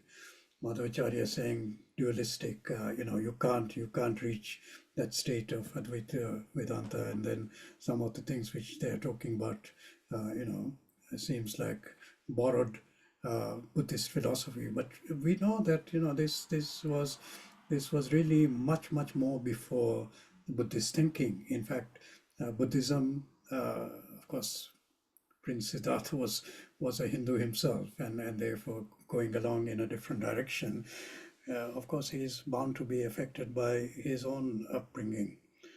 Anyway, so this is the way in which we can kind of think about it. But a lot of there is a school of thought which says Shankaracharya borrowed a lot from Nagarjuna and the concept of Shunayana, the concept of emptiness. A lot of that came into Advaitic Vedanta from Nagarjuna. Yeah, but I mean, these views can be debated. What I'm saying is that there is no certainty about what was borrowed or not borrowed, or what was influence or not influence. Because some people talk about influence, some people talk about borrowing these things, right? So I mean, the purist traditionalist Advaita Vedanta will never agree with that. They will say, no, this is all rubbish. Whereas others will say, well, if you think about, the kind of practices and the parallel concepts and ideas and, techniques which look similar, then maybe there is some kind of connection there. But what the connection is, that, it may not be that, he has borrowed it or whatever it is. Maybe it's just the kind of worldview which was created, which begins to kind of imply the same kind of things. So there are various ways of kind of arguing each position, but I think, certainly these are debatable questions. I kind of course, I'm a traditionalist, so I would say no. There's no influence of Buddhism on Shankaracharya ji. I think he founded this based on his master and his guru and even beyond that. So perhaps we all have our ideas about this. Anyway, so coming back to this negative positive aspect of Buddhist social ethic, and we have seen how these personality factors, right, how these begin to influence how we can not only be peaceful with ourselves, and being peaceful with ourselves, not only that, but also it can affect our own relationship with the world around us, whether it is with things or animals or human beings or situations. All this can be promoted through this kind of healthy personality which I was talking about. So then we look at the deeper philosophical aspects of Buddhism. So experience, including introspection and insight, is the criterion for truth. So in Buddhism, the criterion for judging the truth of a theory rests on experience, which includes not only sense experience, but also introspection and insight. Now, you remember I introduced you to the idea of ontology and epistemology, and ontology is the truth. Epistemology is about how did I get to the truth. And both these things, epistemology, especially Indian epistemology, talks about pratyaksha praman, it talks about anumana praman, but it also talks about shabda praman. And shabda praman is the one which is the guidance from the scriptures. And the guidance from the scriptures is where this, not only the introspection and insight comes from, not only the sense experience, but also this introspection and insight is the validation or the criterion of truth. So simply speaking, what it means is that if I experience something, the validity or the criterion for knowing whether it is truth or not is not only introspection and insight, but the experience itself. If I can experience this altered state of consciousness, that in itself is the validity of that experience and the criterion for truth. Okay, so it's not that I just imagine things and then I say this is my experience and therefore it must be the truth. Of course, it has to be backed by the scriptures, scripture knowledge. Not only the scripture knowledge, but logic applied to the scripture knowledge and experience, related to that logic and that whole system of investigation of the truth. So in other words, if I want to know the truth, number one, I have to know the basis of understanding the truth, which is the scriptures. Number two, I have to then experience or to first of all, have the introspection on that truth, mananam, and to reflect on that truth through introspection and insight, and then bring in the experience of the truth and connect it not only with the introspection and the reflection, but also the truth of what the scriptures are talking about. So I hope you understand. So for example, if we say, the truth about Brahman, or the truth about enlightenment and nirvana, that truth will be validated by the words of the scriptures, introspection and getting insight into those words, and then validating it through my own experience, through the prescription which has been given to me by the scriptures. And of course in Advaita Vedanta we got the Shravanam, Mananam, Nididhyasanam, yes? So that nididhyasnam is a practical aspect of what I've heard and what I've reflected upon. And therefore, reading the scriptures is not enough. Reading the scriptures has to be followed by yukti. So, Shruti, Yukti, and Anubhava.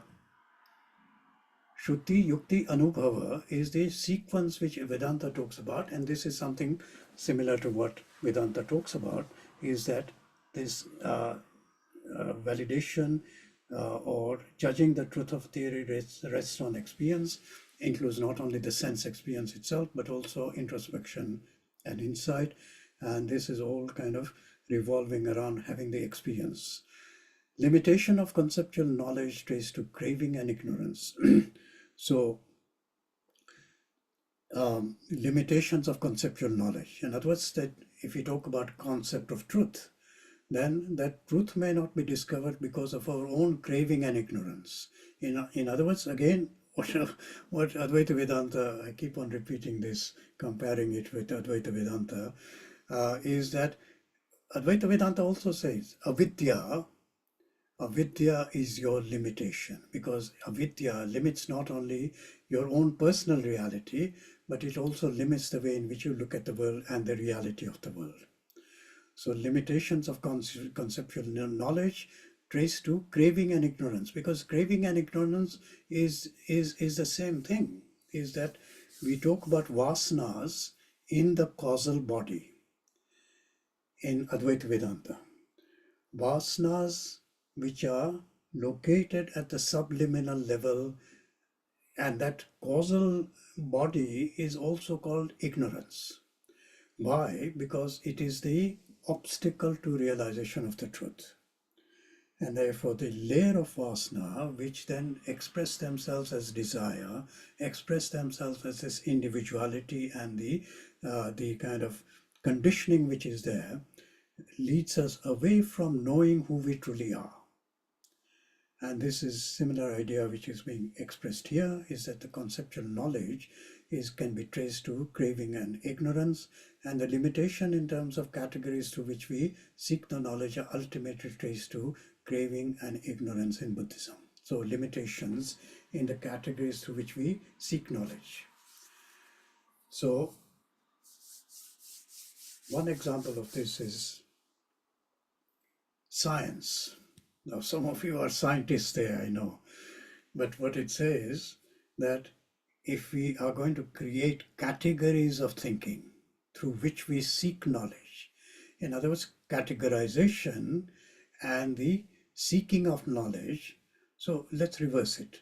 Seeking of knowledge, I begin to make observation. I then categorize that knowledge according to various categories. So if I say, I have been observing all these birds, and all these birds look different, and some of them look very similar, but there is a slight change in the way in which their beak is and their eyes are, or something like that. So I begin to categorize all these birds into species, and then from the species I find different categories, subcategories of species. So I say subcategory or subspecies, and then subspecies to more subspecies. This way of categorization is coming how? The way we seek knowledge. And that is called epistemology. If I'm going to limit myself to just observation and inference and logic, then I can only look at reality from that point of view. So if I say, what is the difference between my experience of this world and the experience of a fly or a bird or a bat, then those realities may look very different if I were to experience them. Why? Because the epistemology, the ways in which they are deriving that knowledge is going to be different. Okay, so what it means is that if I'm caught up in a certain way of, categorizing and looking at knowledge, and then having means of knowledge which are developing these categories, those means of knowledge will be limited to pratyaksha praman, anumana praman. In other words, that becomes a limitation. So, for example, in research methodology, in psychology, what we say is that, there are now three basic major ways of doing research. One is quantitative research. The next one is qualitative research. The third one is mixed method research, which takes into both a bit of both. Now, if I say there is no qualitative, there is no mixed method, there is only quantitative, then what I've done is limited my methodological approach to only one type of methodology, and therefore I will miss out on subjective experience at the cost of sticking to just objective knowledge. I begin to lose sight of subjective knowledge. Now, why I'm explaining this is because most of the Indian traditions talk in the same manner. It says that if we are to seek the highest knowledge, Advaita Vedanta again, and actually Advaita Vedanta says, Paroksha Jnanam, Aparoksha Jnanam. Okay, and it talks about para, apara knowledge, higher knowledge, lower knowledge. And it makes a distinction as to how we are going to know the higher knowledge and how we are going to know the lower knowledge. Lower knowledge is Anumana Praman and Pratyaksha Praman, whereas the higher knowledge will require not only Pratyaksha Praman, Anumana Praman, but also Shabda Praman. Not only that, but this Shabda Praman is to be followed in a certain way through Yukti and Anubhava, and that leads us to understanding and to know that which is to be known in the higher knowledge.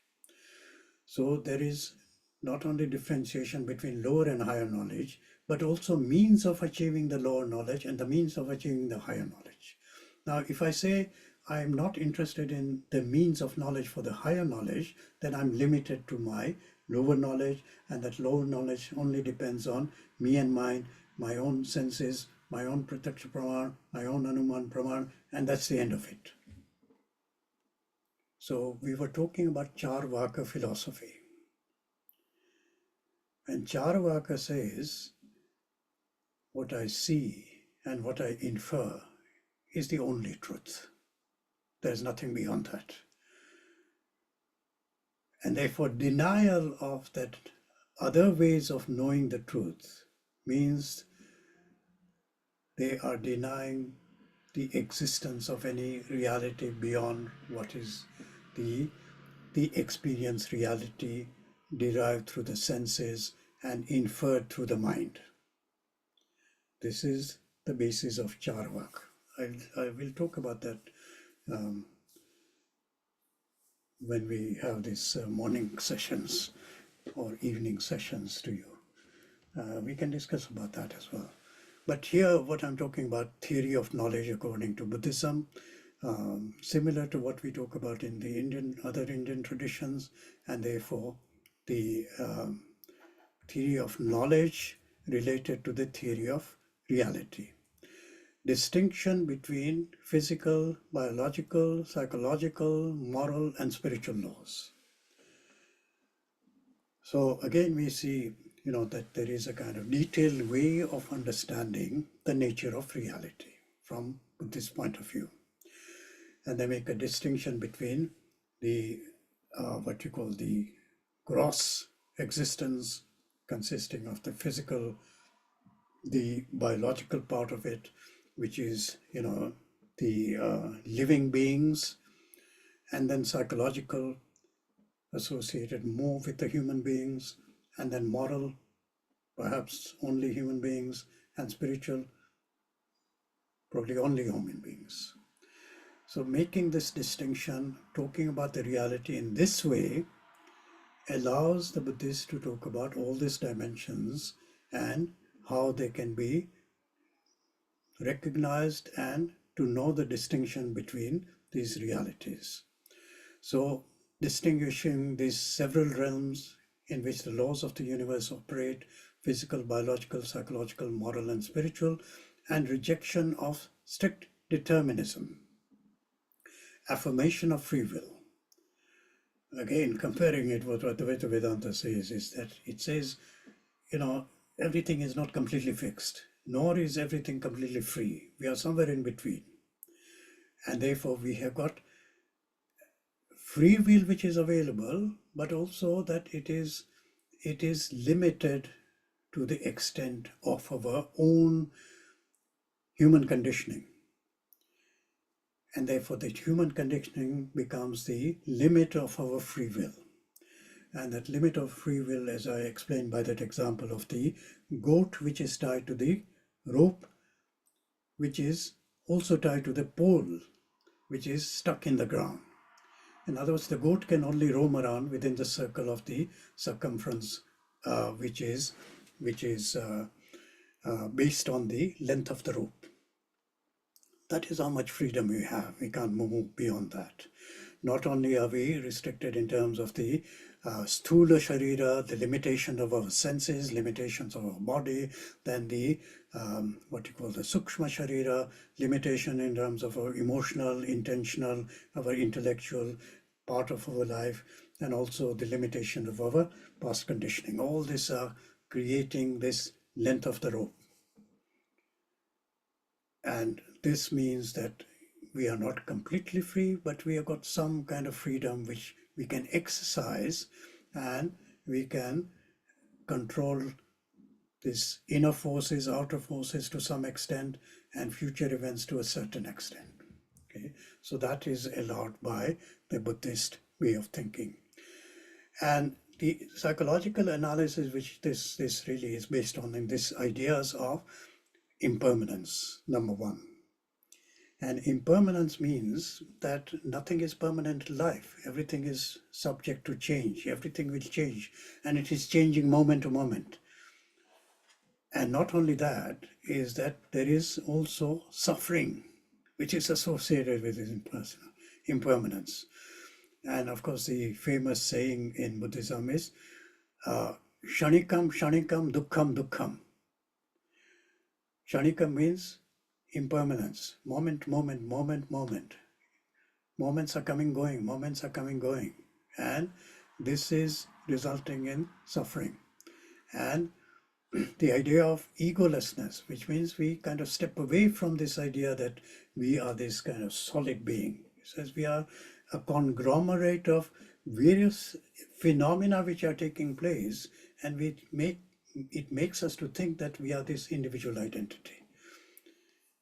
But even this individual identity, moment by moment, is changing, and moment by moment, it is suffering. And this is the kind of psychological analysis based on impermanence, suffering, and egolessness. So, and these basic doctrines of anicca, impermanence, dukkha, suffering, and egolessness, anatta, color the discussion of psychological states in Buddhism.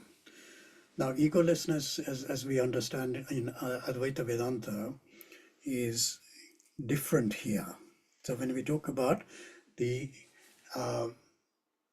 stepping away from our individual identity, what Buddhism says is that there is no ego. The ego itself is a figment of imagination created by this very kind of moment by moment experiences, which then seem to coalesce in terms of a existing ego. But he says there is no ego.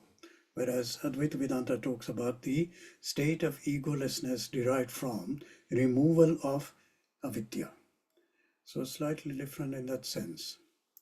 Okay, let's stop here for about 15 minutes and then we come back again.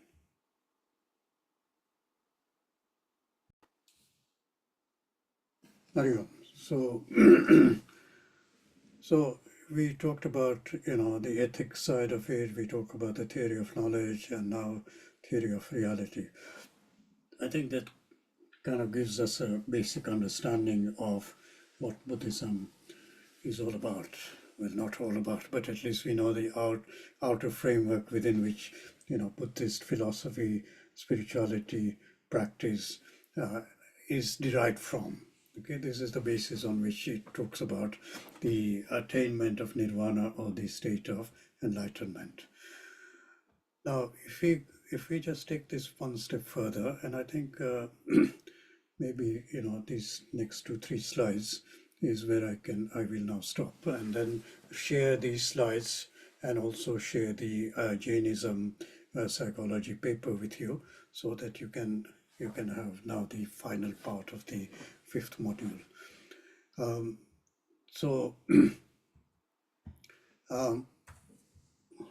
Where are we?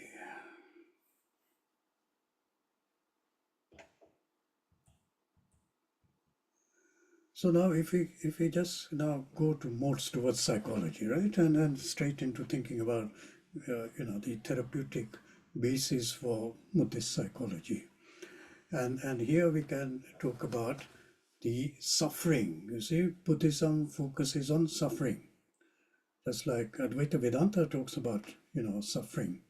Like I mentioned, even if you look at Bhagavad Gita, and we think about Arjun in the middle of the battlefield and how he is in a state of breakdown. In fact, he's suffering. He is suffering in the middle of the battlefield, even as one of the greatest heroes of that time and warriors of that time.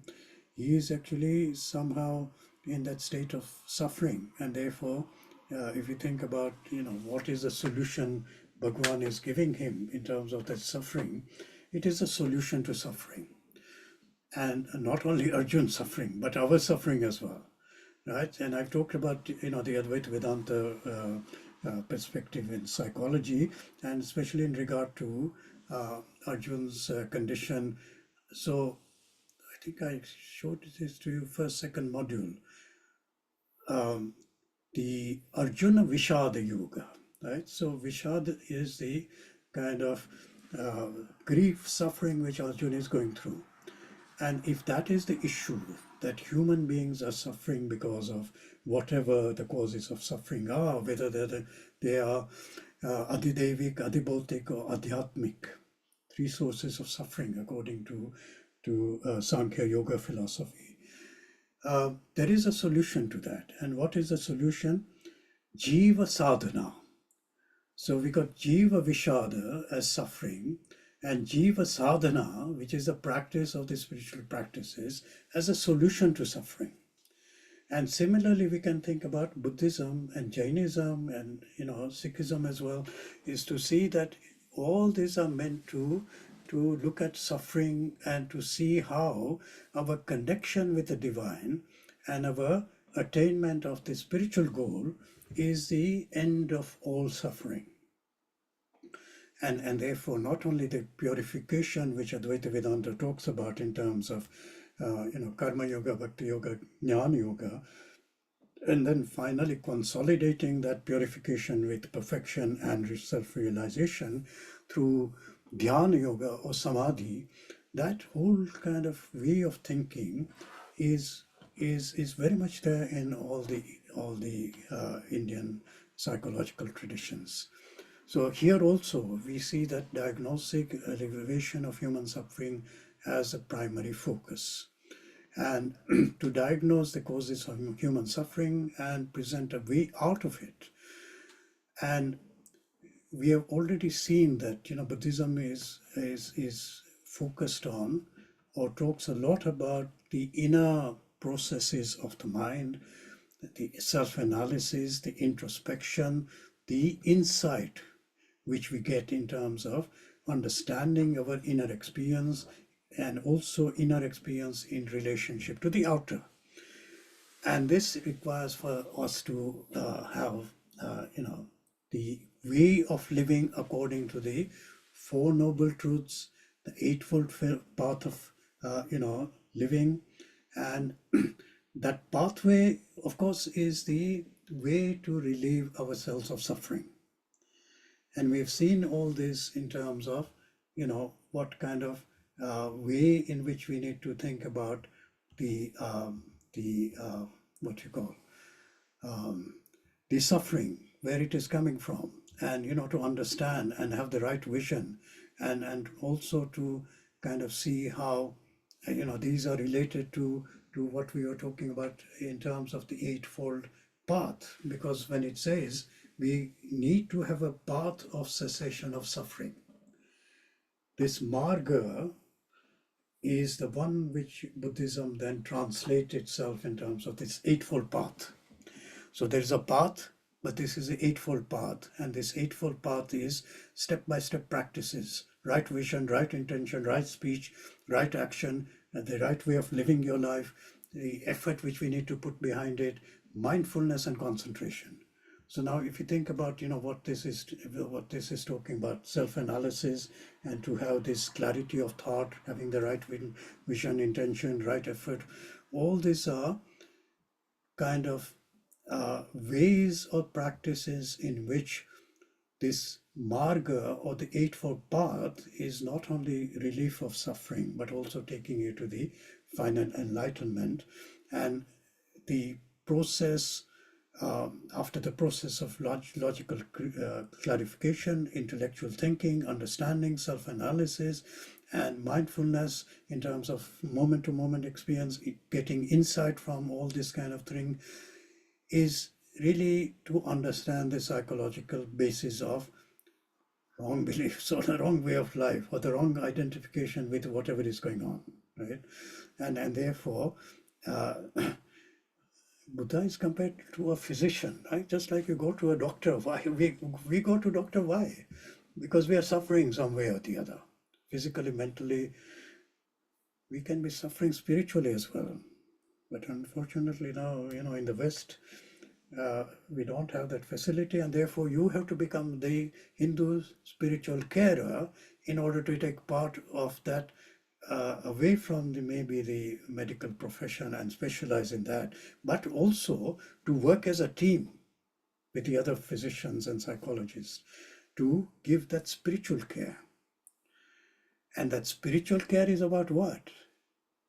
It is at least helping and supporting the patient in their suffering for which they have come to the hospital. And therefore, this Buddha is compared to a physician, that often compared to a physician who offers therapy for the intellectually puzzled, emotionally disturbed, and having this kind of disturbance in the mind, agitation in the mind. So clarity in thinking through introspection, insight, and then emotional balance through mindfulness and meditation. So basically what we are talking about is that if you look at the whole philosophy and practice and spirituality of Buddhism, that begins to become like a therapy for anybody who is suffering. And of course, this is how mindfulness has become so, pervasive in terms of all these different traditions, just like, we were talking about earlier on, is that mindfulness, compassion-based mindfulness cognitive therapy. Now that becomes a tradition in itself based on the Buddhist principle. Why? Because we want to give this technique to the client or to practice that ourselves in relationship to the client to relieve them of their suffering. So you are also a physician. You are a spiritual physician, in fact, when it comes to, in the spiritual care. And therefore offering whatever resources you have as a spiritual carer, and knowing some of these techniques which spirituality offers, is to also give it to the patient to care for them and to relieve them, or to at least to whatever extent we are trying to relieve their suffering. So now this kind of suffering, is described in this way in Buddhism. Number one, dukkha dukkha. And then number two, viparinama dukkha. And then sankhara dukkha. And these are the three types of suffering which Buddhism talks about. And the first one is suffering of suffering. Now, this refers to the physical and emotional discomfort and the pain all humans experience in their lives. No matter whoever we are, whatever we are, wherever we are, the suffering is going to come to us. Why? Because there is always going to be some kind of physical suffering and emotional distress or discomfort and pain, which all of us experience one time or the other. Even now, some of you may be experiencing some of this kind of distresses, physical or emotional. It is the very nature of human existence to suffer. Okay? And as I've explained before, is that the whole spiritual kind of traditions, Indian traditions, they actually talk about the solution of suffering. They say there is a solution to all this suffering, which is linked to the basic human condition. And that human condition means that being human means having to suffer. And that suffering is the suffering of suffering, right? In terms of the discomfort which pain causes. And therefore, this is called dukkha dukkha. Second thing is viparinama dukkha, the suffering of change. And this refers to suffering that arises from an inability to accept change. How many times, we suffer because we can't let go.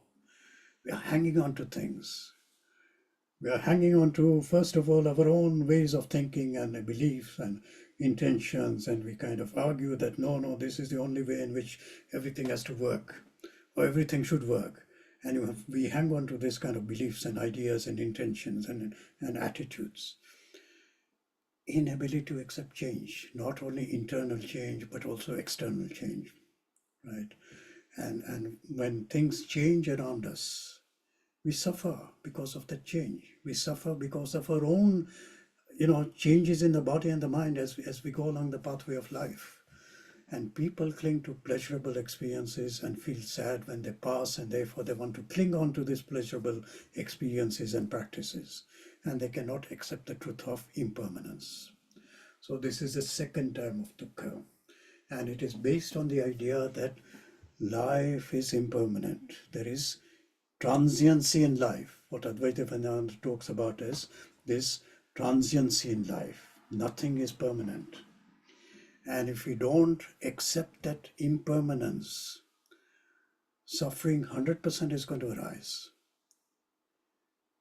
Why? Because we are not acknowledging that change is going to take place. Okay?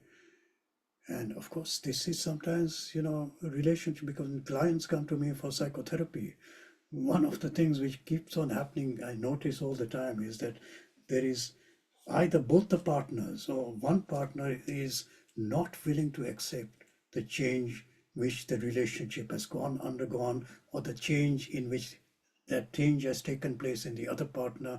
It is no longer the same it used to be 20 years ago. And tensions, conflicts, relationships kind of starts deteriorating. Why? Because we cannot accept the truth of impermanence. Why have you become like this? You have changed. You have changed. I don't accept this change. You better go back to what you were before. And therefore, viparinama dukkha, suffering of change. And then the third one, sankhara dukkha, suffering of existence. The sankhara dukkha is that we are really this human condition, existence, not only existence, but also what are the consequences of being in this kind of existence. Human existence, human being, and trying to be human is also the source of suffering. This is called adhyatmic suffering, according to Sankhya, Yoga, and Vedanta. Adhyatmic suffering is that which is simply caused by our own inner outer processes, but even at a very fundamental level, what we are talking about is this simply existence. Profound unsatisfactoriness of existence goes simply by existence. Just a very simple example. I exist. I'm aware of my existence. I'm aware of myself in terms of the body.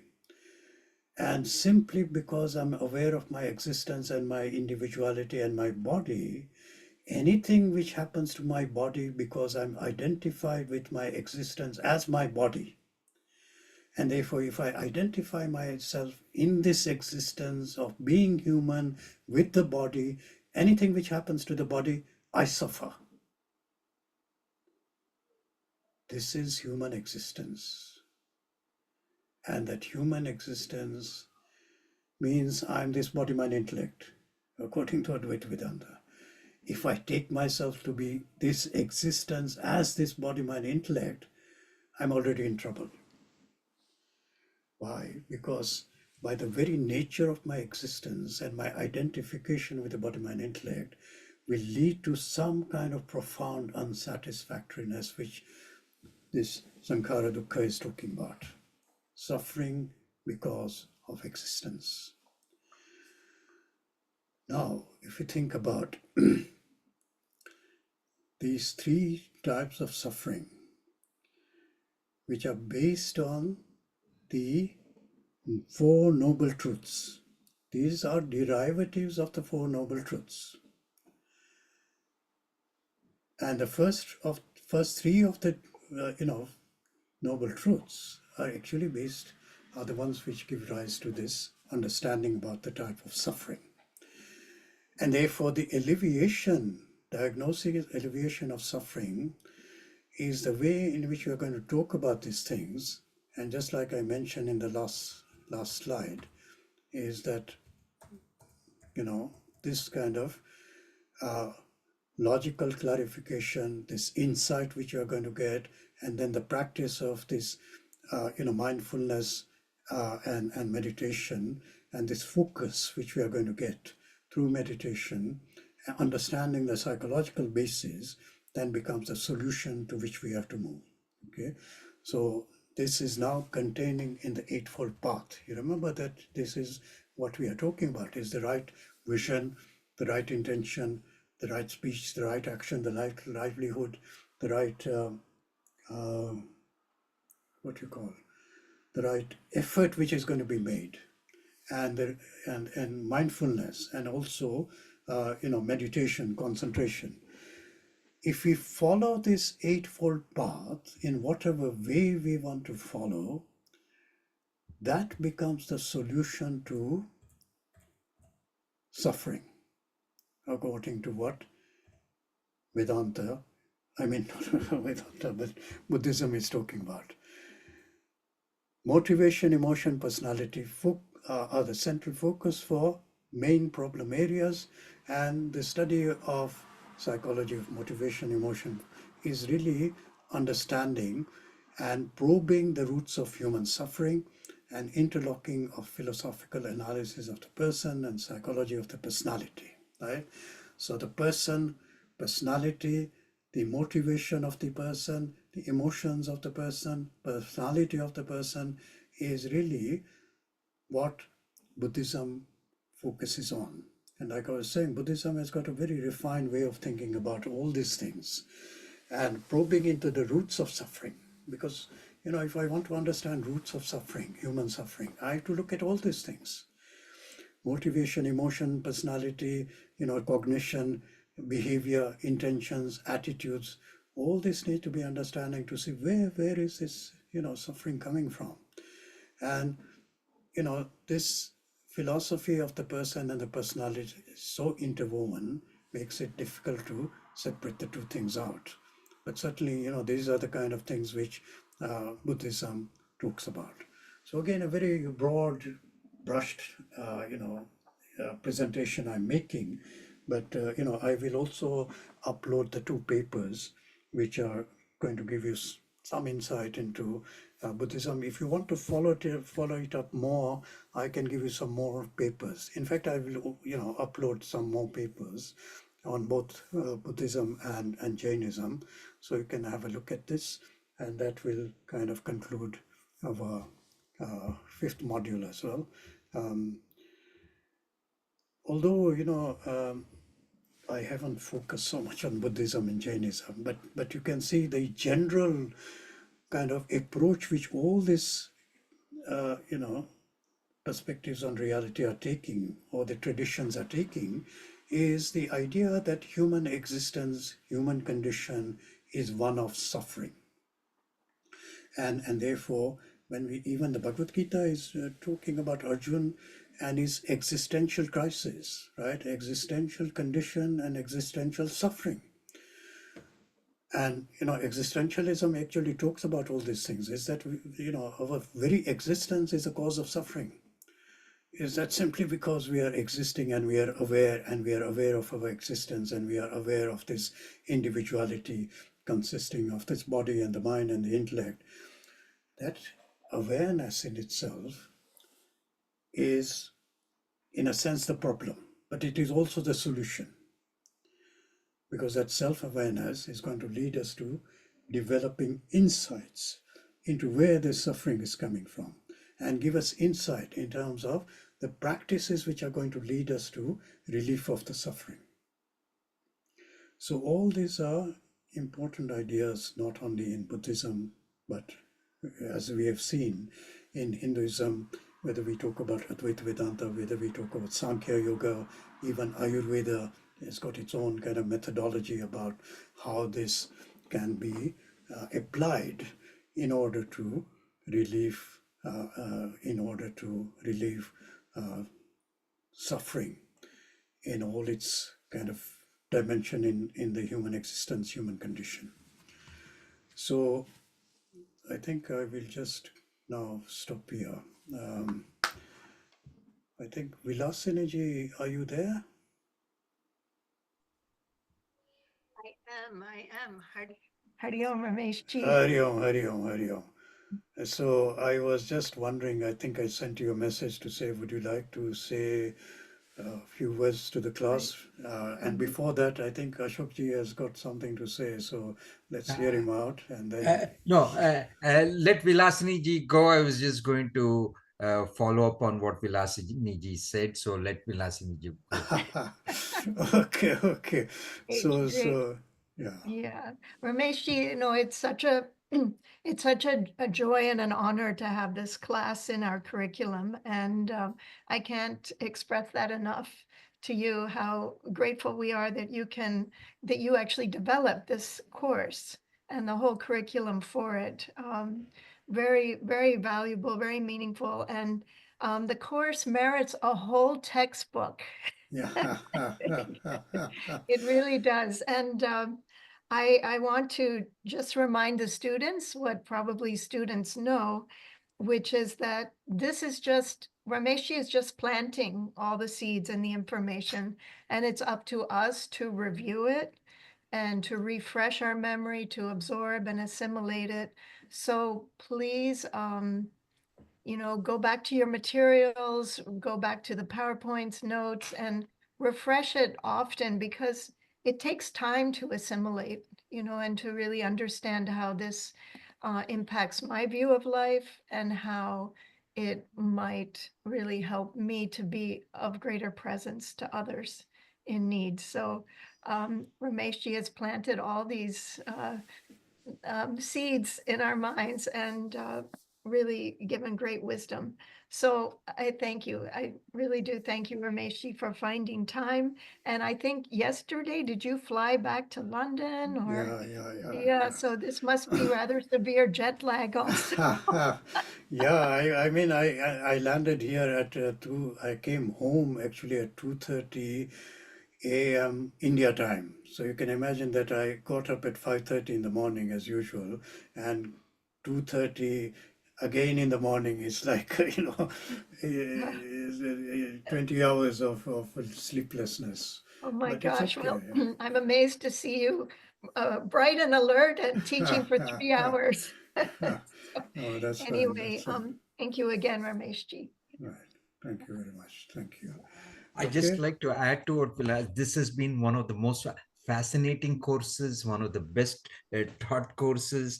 I am, as you know, taking a lot of credits, not just at Chenmai. I'm taking at GTU. I'm taking at different places, and this is by far the best course I've had. And it's, to add to what Vilasini ji said, it's not, we don't need a textbook, we need a whole certificate program, or we need a whole degree program on this. And if you can think about it, I will be the first to register. It was a fascinating course, and you are a fascinating teacher, Dr. Patni. Your knowledge is so immense on this topic. You're so experienced. I think all of us in this class are just blessed to have 2 classes, not 1, but 2 classes taught by you. I mean, it's just thank you so much. I'm saying it on my own behalf, but I think I reflect a lot of sentiments from the class. Thank you again. I'm sure others are there, Nishad and Bindeshwar ji, a lot of others want to this thing, but thank you. Thank you very much. Thank you. I think we could all applause if only you could hear it. Thank you so much. It's always a great pleasure to teach subject, because this is really my passion, and this is something which I studied in a deeper way, and my job is to bring all this tremendous, with all this passion and energy which I seem to feel when I'm teaching these courses, even in the university. Students feel this tremendous passion for this subject, and I hope you got some of that energy yourselves, and just to motivate you to take it further if you want to study more, and if you need any material, I'm more than happy to provide for you. Thank you so much, Rameshji. I can't put in words how great it's been. And for me personally, someone who's not very good at Sanskrit, because I don't put any effort in learning it, it's so good to get this knowledge, whether it's this course or the ones you've taught in the past in English, in a very understandable way. So thank you so much. Thank you. And look forward to seeing you soon. Yeah. Thank you so much. Thank you, Nasha. Okay, we got. I just want to add to everybody's thing. Right. I want to say thank you very much, because mind is the center of my study. I'm like, whatever I study, I want to know, how one perceives, and then how one behaves and all that. And this has been a very good thing. And you explained all subtleties in every philosophy, every subject. Especially the favorite word you said was subtle body to shuttle body. So that will stay with me whenever I, come up with any patients I'm dealing with. Thank you very much, and I'm signing off. Sincere friend. Thank you. Okay, Bindeshwar, you want to say something?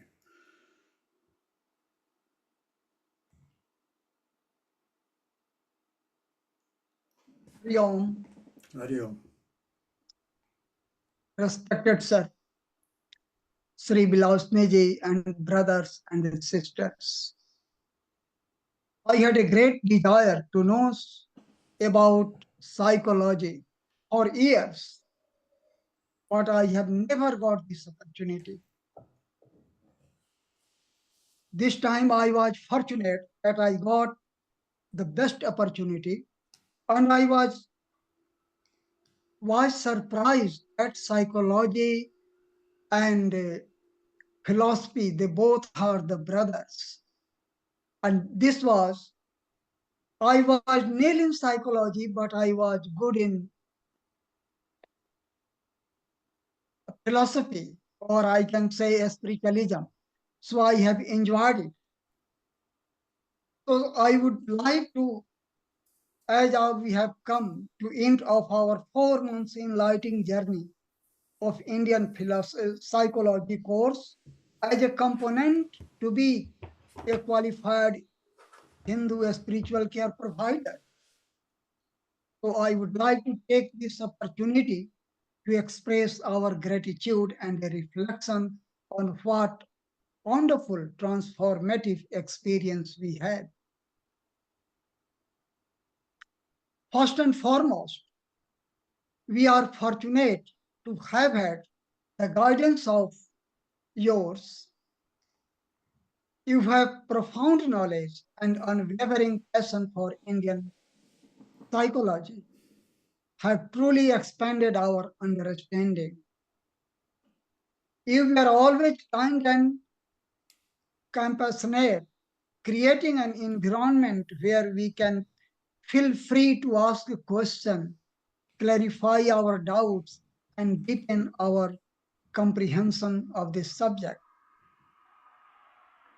Dr. Patniji, you have taught us origin of Mahat as a result of interaction of Purusha and Prakriti, as well as the evolution of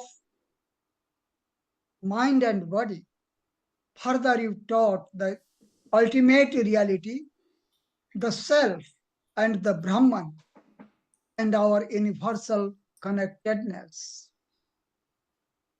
Philosophy of Bhagavad Gita and Advaita Vedanta, which are core foundation of Indian psychology, have great wisdom for self-development, self-realization, leading to moksha. All you have taught us. You have shown us, unlike Western psychology, which often lacks a deep understanding of the self, the Atman, and Brahm, Indian psychology provides a more comprehensive framework for exploring the mind and its deeper dimensions.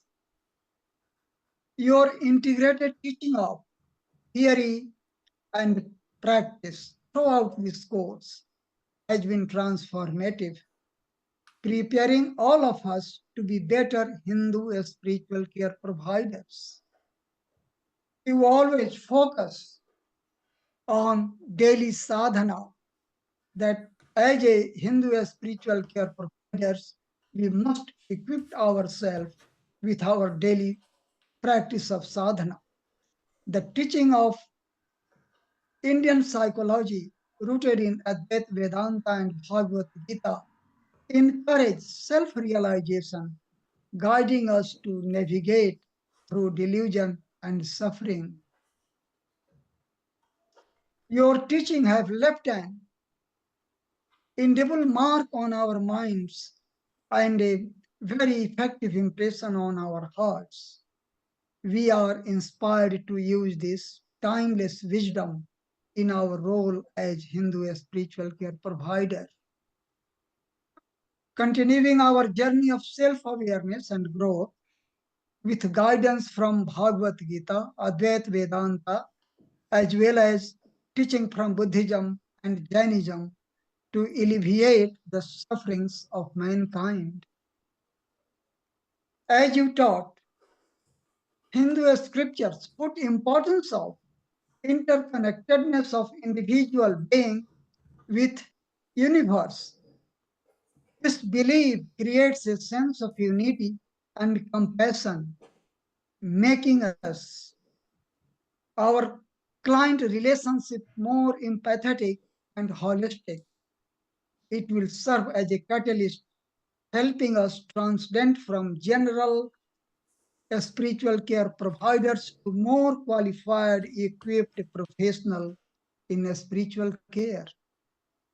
Ayurveda system of medicine, a herbal-based system, as well as Patanjali Ashtanga Yoga, provides effective disease management as well as prevention of illness.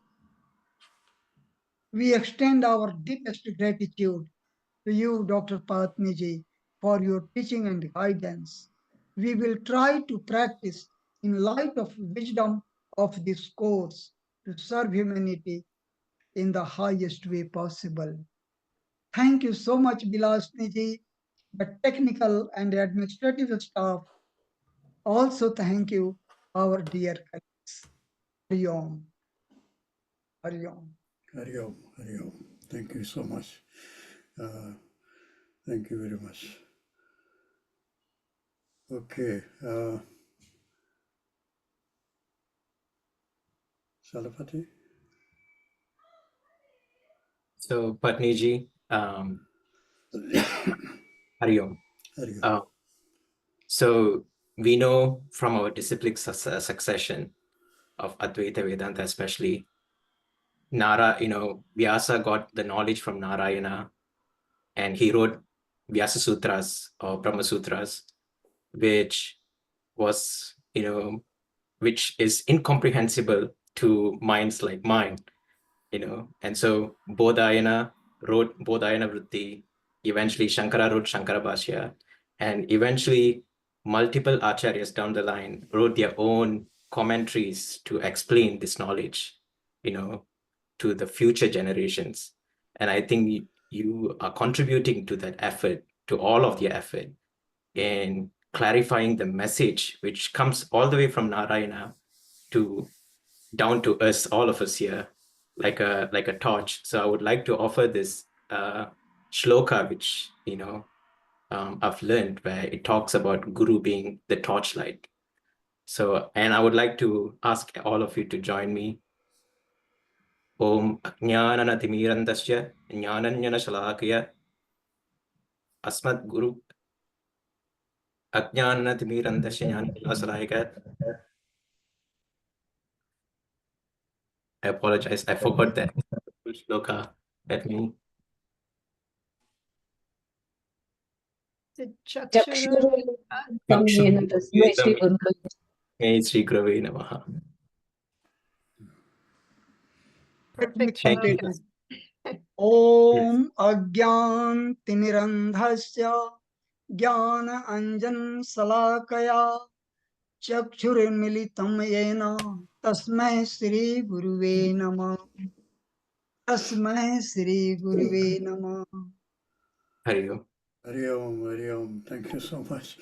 I mean, I feel a bit embarrassed. In a sense, I am just doing what I usually do, and I don't even think about all these things. But anyway, thank you.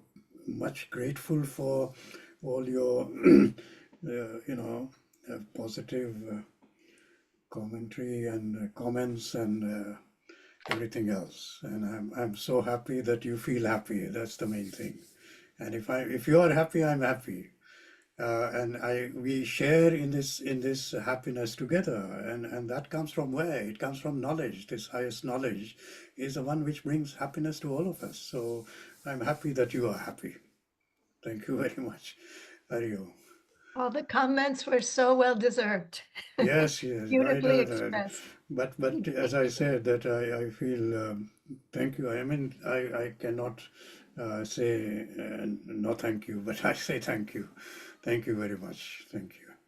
So one thing I would like to request, our Ashok brother has one information that in place of divinity, the degree of psychology, master degree of psychology is considered. So if we get this opportunity anywhere, most of us will perhaps like to do that course, the master in psychology. And it will be considered as a divinity courses, master of divinity. Yes, that would be very nice, but that is a long process, and with support from Vilasaniji, with support from our gurus and Guruji and Swamiji and the whole of Chinmay Mission and CVV, I think it is possible that we can have a master's degree in Indian psychology. But it requires a lot of effort, and it requires a bit of time for us to do that. But there is a way in which it can be done, and I'm sure that if we start that conversation somehow or the other, it might happen, and hopefully it will. And it requires the uh, University Grants Commission to approve online courses. Yeah, exactly. And sooner or later, it's going to happen. I think it will happen that, sooner or later, they will allow, I think it's slowly moving in that direction anyway, but I think, it will happen. So, Sir, currently, even in India, a lot of expansions are happening. Even in the medical colleges, the seat has been more than 100% increase. So once we try as we are up to here, we will get this permission. yeah, I'm sure. Very good. So let's, I think, conclude with the closing prayers. Hari Om. I can do that. Thank you. Om Purnamada Purnamidam Purnat Purnamudachyate Purnasya Purnamadaya Purnamevavashishyate. Om Shanti Shanti Shanti. Hari Om Shri Gurubhyo Namaha. Hari Om. Thank you so much, everyone. Thank you, Vilasini, for your all tremendous support in not only helping us to create the course, but also having these sessions for us to contemplate on this very deep psychology. And thank you, all of you, for your passion for this subject, which is really my fulfillment. If you have this, then I'm happy. Thank you so much. Hari Om. Hari Om. So much, Dr. Thank you. So much. Thank you, Om, Dr. thank you. Thank you, Vilasini. Vilasini, this is Nisha. Can you stay on? I just have a couple of questions. Okay, so Rameshji, I can be the host. Yeah, sure. Yeah. Dr. Patni, should we just go ahead and assume like the Friday the 17th, like the middle of January? Would that be a good time for you? Yeah, I think let's continue that conversation, and then we can decide to do what we need to do. Okay. Sounds good. Thank you so much. And Patniji, I'll be in contact with you. I'd like Thank to you. just Thank you so much. Sure. Thank you. Hari Om. Vilasini, I'll talk to you later also. I want to talk to you too if I can. Okay. Thank you. Hari Om. Hari Om. Vilasini, I have a question as well. Okay, I'm here. Yes. I'll let others go first. Oh, okay. So my question is regarding the clinical practicum. So would that be, so is our clinical practicum like board certified? Do you know any? No, boards, I'm not sure what board certified means. It's the course, I mean, the course is accepted by APC towards their board certification. Okay. So I'm trying to do, so next year, starting fall 2026, I would have to do clinical practicum with UTS. And I didn't know if the clinical practicum with Chinmaya would be an extra on top of that, or would it be able to, or could I include it? Because I have to do 2 terms of it. So I was wondering if I can do 1 term through UTS and 1 term with Chinmaya. And if it... Yeah, you can definitely do that because we offer it every semester, both in the spring and in the fall. And if you have any other more detailed question about it, then just call or email me. Okay, yes. About any other, but you can take the course later also. So you can Yes. take it any semester. So, but anyway, maybe we can talk later about UTS. Yes, ma'am. How that Thank you. works. Okay, all right. Okay, who else?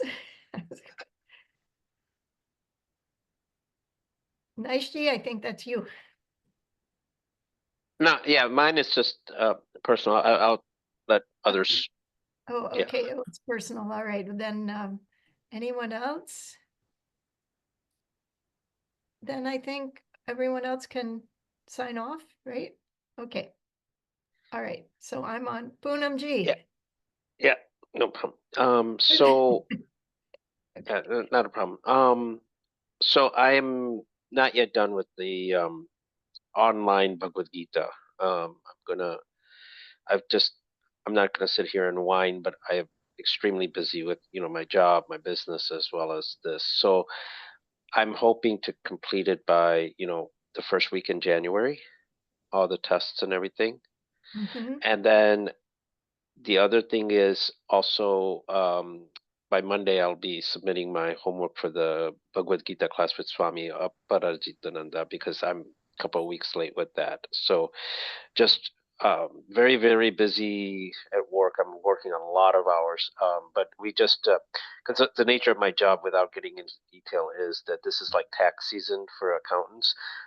For what I do, the end of the year has a tremendous amount of workload for us in our department at work. So I just have not had the chance, but I've attended the classes. So I just wanted to be honest with you that I will be submitting those things, and I just hope it'll be That's accepted. great. In fact, I sent out, but maybe only to people who really weren't keeping up, that you can submit your papers until like December 26th. So you're in good shape for that. Yeah, And that as that I'll far- get done. The paper I'll get done. yeah, and as Because I far put as a the lesson courses are really fine. I've been kind of trying to say from the beginning that they're auto graded. We don't need to have professors grade them. And, Right. you just finish, have you finished the other two, foundation and Oh advanced yeah, Vedanta? Oh, good. Okay, so don't worry about that. I'd yeah. rather It's a Bhagavad Gita one that that's. I need to finish, and Yeah. yeah. So, and I took this knowing this semester I was going to be busy. I just took a pass fail so that hopefully um, I'll pass. And then the final.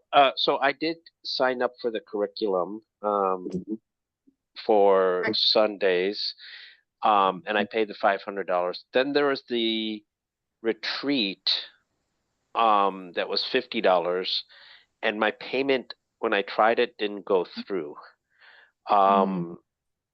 So I'm not sure what the $50 is for. Is it for a retreat online or? Well, maybe that's too high a price, but there is a lot of admin involved Okay, in, got it. you Yeah, I don't know, mind paying. Yeah, it just didn't go through. So I don't know what the deadline was for that one. I will try. Sometimes what I'm finding, because we make a lot of donations and stuff like that, sometimes what happens is you just have to try another day and it goes through. well, we have chronic problems with it going Yeah, through. yeah. So, So I think it's probably because of the fraud stuff and everything else. And I do have my Visa cards with Citibank. So it could be on the credit card side, it could be on the SIP side. I don't know. I just wanted to let you know I will be submitting that $50 payment. And Jyoti and I don't know if she talked to you or not, but we have actually a residential retreat this coming week, right after Christmas, oh, here at nice. Badri. Yeah. Great. Yeah, at our new Abhyudaya Center, which is right next to Badri. So it's a camp. It's a residential camp, and we will be attending that. That's awesome. Now, please tell the camp organizers that you're supposed to not be a Sevak. You're supposed to Right. be. No, Good. no. No Seva? Yeah, Okay. All right. yeah, Because I know in yeah. Chinmay Mission, people joining camps, they do so much Seva that it's a different purpose. So. Yeah, I mean, if there's some food that needs to be, I mean, you've been to Served. Badri, so food and stuff like that, we will volunteer just because we are, Yeah. part of the main core group of people, and No, Jyoti's I very mean, involved. But I'm not teaching, nor is she teaching. We're basically there as students, and we will wonderful. be there. So Swamiji has got it starting on the 26th, the day after Christmas, and it goes through Sunday. So it's 4 days. Does that that will, because it said 5 to 7 days on the other one, and I was wondering, I'm hoping the 4 days will be okay. Yeah, I mean, will you get 30 hours probably of engagement? I mean, it's from 7:15 Yeah. a.m. till 8 Yeah, at Chinmaya night. Mission, I think that will definitely. Okay. I know the Okay. Chinmaya Mission camps and it's all day, so. Yeah, that yeah. would- And I don't know would if be- you've heard or not, but we have a new center called Abhyudaya that's next to Badri. It's just like a couple of properties over, and it is wonderful for camps and everything else. It's a 17,000 foot facility. It has 14 bedrooms and 5 bedrooms with baths, and it has a couple of I've obviously. heard about it. Yeah, but I Yeah, had no idea. yeah. I mean, that's wonderful, wonderful. Yeah, there were a few of there were 16 families. We were one of them that bought it, the property and everything back in 2021, along with 12 acres of land. And then we were going to, we renovated the whole property because it was in really bad shape. But that's why we got it for such a low price. And then last year we formally donated it to Badri. Well, to Amazing. Chinmaya Mission Chicago. Right. Either that or Chinmaya Mission West. One of the, I think it was donated to Chinmaya Mission for Chicago. So the 16 families went ahead and donated it to the mission. And Swami Swarupananda Ji, Swami Shantananda Ji, Swami Prakashananda Ji, anybody who's visited this year has said it's a wonderful facility. So the next time you're in Chicago, and like I said, it's just 2 properties. I mean, it's walking distance from Badri. So Amazing. that's where this residential camp is going to be held. That's fabulous. Okay, thanks for details. Yes. Yeah, I'm sorry. Because I'm trying to also help spread the word that now we have a camp facility within the Midwest. If there's some other centers satellite centers have kept retreats and things like that there. So. Great, Okay, nice. how do you? All right, good to thank you, and I'm glad you can take the practicum. So that's good, and I'm glad you're okay with being husband and wife different days. I was hoping you'd be okay. With No. Yeah, we kind of. I mean, obviously, we live in the same house, so but she's on her path and well along, and I'm on mine, slowly following, and so yeah. In fact, we're good. Whatever worked out for both of us, that's what we did. Perfect. Okay, Hariom. Hariom Nishad. Happy holidays. Hariom, it was an honor. Hariom Nishadji, it was an honor to study with you. Hope we keep in contact, for Absolutely. next semesters and in life also. Yes, absolutely. And Hariom, and you're a role model for you're actually doing what we're learning to do. So, especially in the military. So, we definitely will stay in touch, Hariom. Well, sir, actually, I'm in need of a chaplain myself these days. A lot of things happening in family. I don't know. My sister is going through some domestic violence. She had to, from Dubai, she came to my parents. So I was looking forward to, my parents are both 70 and above. So looking forward to calling them here and buying a bigger house for them. Now I have to take the responsibility of my sister also. And Vilasini ji knows that, I'm stretched thin, that my daughter is in West Point. I work in Virginia, National Guard Bureau, and I live in New Jersey. So sometimes it is difficult even to visit the temple. I steal time while I'm, to just visit. And sometimes the 4 a.m. the mandir is closed. So I have to just go outside. From outside, matha take, I have to leave. So I would request, whenever you guys have time, we can talk, because it gets challenging, and getting back to focusing everything what we learn, it's always a challenge. Applying I'll be more that than what we happy to. learn. Yeah, I'll be more than happy to just one-on-one if you want to. Now, obviously, I'm just like everybody else, a student. But if you don't mind, you could put in the chat. If you just put in your number, I'll put in my number. Yes, we'll do that. And Vilasji, after Nishadji, I have some questions also. So that's why I stayed back. Yeah, I'll just put my number in there, and then you can just I just send you a direct message, and then maybe you can. Yep, I got yours. Okay, let me just write it down and then I'll drop off so you guys can speak. So thanks for Hari Om, staying. Hari Om. This is such a Hari good Om. idea, you know, to be able to minister to each other, you know, and be supports of each other. That's Yeah. It's excellent. definitely a very, very excellent idea, you know.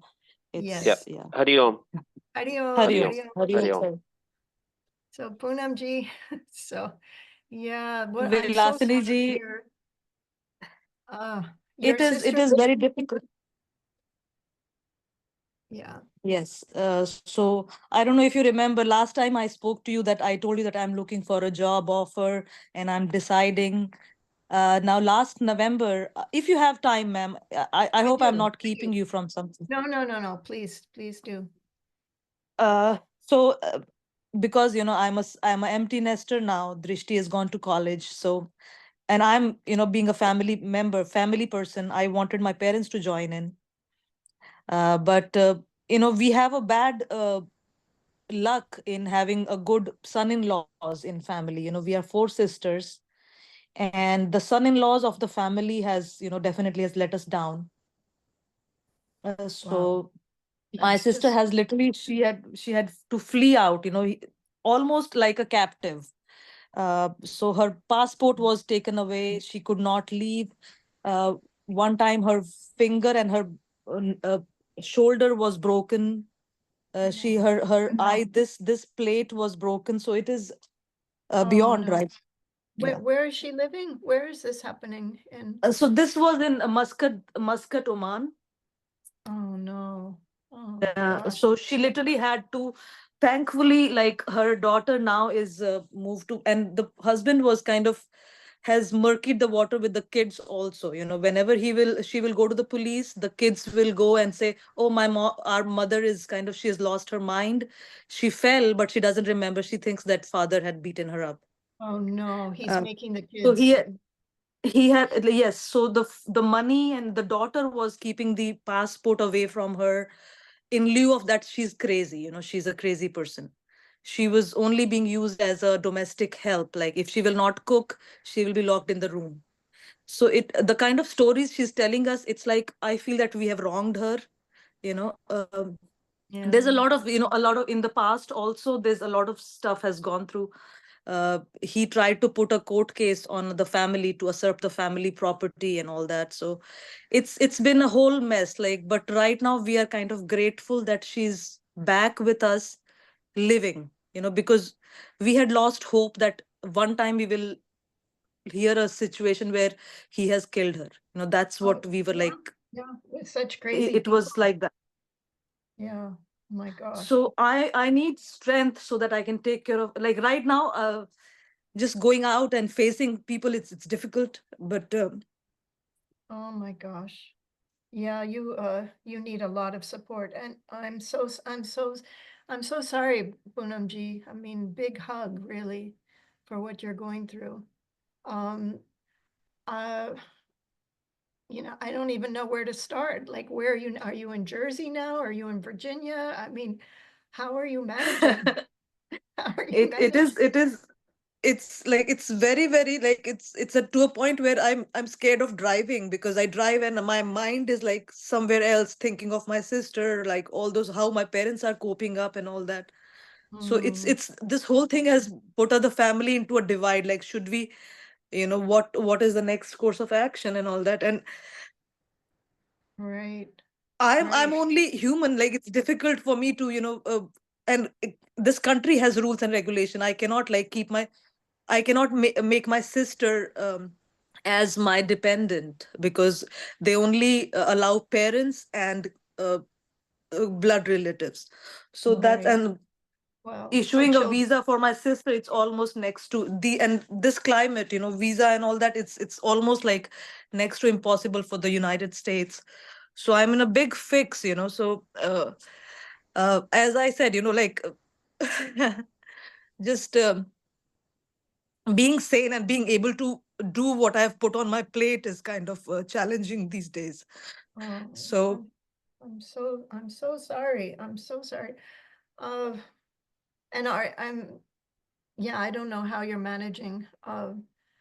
And the house which I live in right now, ma'am, it's a 1 bedroom condominium. So if I want to keep my parents, I have to look for a bigger place. And last time when they were with me, their only complaint was that I cannot take them to the temple every day.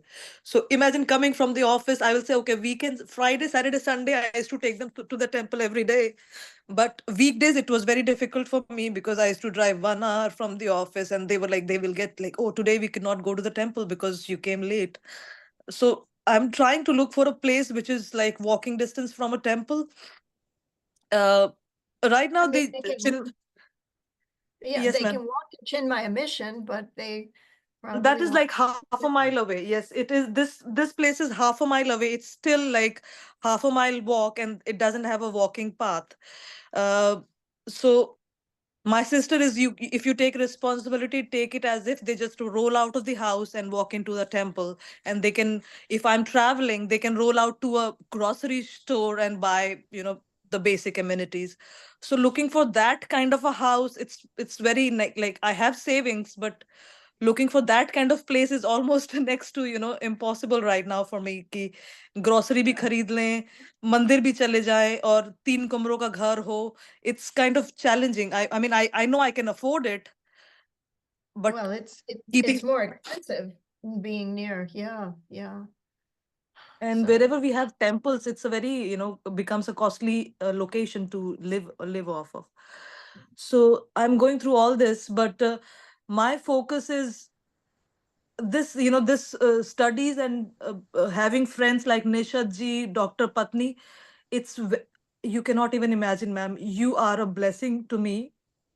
And I'm grateful that I know people like you. Things just happen. You were helpful, that you said that, okay, go ahead and talk to the group if somebody can help you in Virginia contacts and all that. And I'm honored that I have that kind of contact. So, and things, I know that my intentions are good, so things will happen. It's just that I have to go through with the time and and the suffering which is coming with seeing my family in trouble. So my focus is to take care of my personal life right now and carry out my responsibilities also.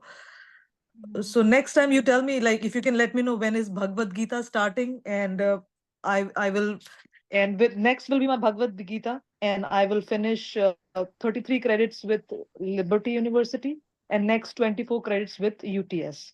And after that, I will take care of the 9 credits with Chinmaya Mission remaining, because I would have done 15 with Chinmaya already, right? Including Bhagavad Gita. Right, right. Oh, good, good. Because I don't want you to give up your passion. You want to be a chaplain, No. right? No.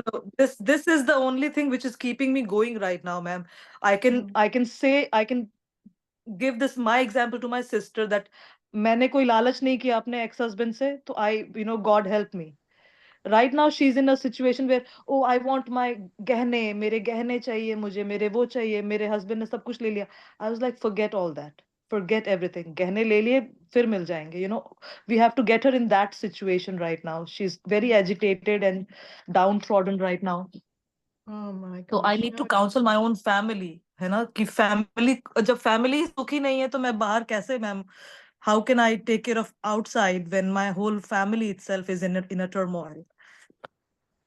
So Well, but you are clear yourself and strong. I'm very clear. So you Yes, will I'm be able- clear. You will be able, Yes. you will be support to them, because you're not in trouble.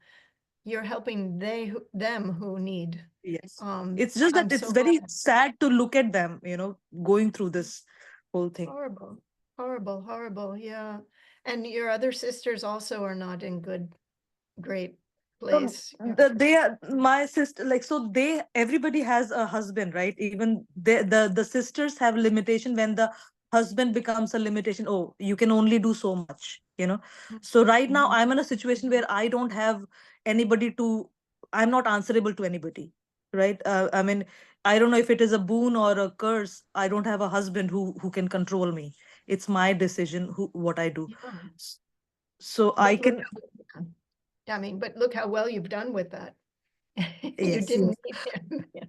Okay. I am, ma'am, so I have to count my blessings also. I have shed my tears, but I have to count my blessing in front of you. You are sitting with, Guruji's pratima behind you. So I have to, my daughter is a blessing to me. She is doing she's taking the family legacy ahead. So she has helped me. I don't have to pay a single penny for her college. So that she has become a blessing, and she's become my strength. So, and my parents are very strong, having 4 daughters with a limited income. They have supported each of us. They supported me when I went through. So hopefully, like I'm looking for a place for my parents so I can support them. At least I can give a retirement house for my parents. At least he should have his own television, his own bathroom where, because they are above 70, ma'am. So they need some kind of, Yeah, yeah. Yeah, I mean, you do need two bedrooms at least, not one. minimum. That is minimum. If my sister is coming, minimum 3, and my daughter is coming, so at least minimum 3 bedroom and 2 baths, 2 full baths, which is next to a temple. That becomes a challenging part. Next to a temple and next to a grocery store. These 3, 4 criterias. And my sister has put a condition that they will only fly luxury class if you're calling them, and this, so they will not do it themselves. Wait, that's not fair. What is that? So that, all about? yeah, so that's the thing. My sisters, they've been accusing me, oh, you're keeping parents together because you want घर का बना खाना. तो that is, अब ma'am ये किसको कैसे सिखाएं, बताएं कि I'm keeping because I don't want to worry about them. I don't want to worry about my parents, like उन्होंने दवाई खाई कि नहीं, क्या नहीं किया, इसलिए मैं पेरेंट्स को रखना चाहती हूँ. But my sister will accuse me, अरे तुमको तो घर का बना खाना मिल रहा है इसलिए तुम रखनी चाहती हो. So it's very challenging when you get No, wait a minute. defamed Yeah, for. your sister is saying she won't come to the US unless you buy her business class tickets? Really? No, not her. So we are 4 sisters, ma'am. We are Oh. 4 sisters. So my other 2 sisters are saying that you can only call parents agar if you make them fly luxury class. तो ये सारी चीजें जितना शक होगा उतना ही कर पाएंगे, मैम. तो I have to like defend myself. It gets very messy. No, Everybody are let there them to pay raise for it. issues. Yeah, that's not right. Anyway, Poonamji, I don't know, but that's too much. You're taking care of them. Your sisters aren't. They let them buy the luxury ticket. That time they are pulling away. That time they will pull back. कि अरे No. अब सब. Yeah. So I don't know how you're going to manage this. But keep your job is all right. Job in Virginia and with the army is all fine. And that is I mean, one thing that's why मैं मंदिर कभी but I'm taking my work and as my sadhana. My work is my sadhana, my army is my sadhana, taking care of my family is my sadhana. जो भी मुझसे हो पा रहा है, पूजा करना घर में, that is my sadhana. So that's how I'm trying to cope with everything. Cleaning, cleaning sometimes is therapeutic for me. I clean. No, you're doing great. I mean, I'm so impressed. But I'm really sorry to hear this, Poonamji, that your sister also is in trouble and you're the one saving everybody.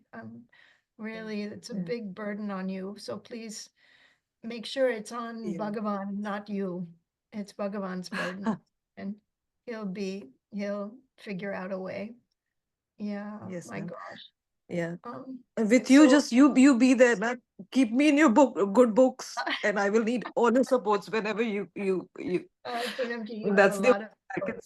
Yeah, and I'm glad you're reaching out to other students like Nice G, and that's wonderful. Yes. So in the Yes. class, you had opportunity to interact a bit. I mean, how did that?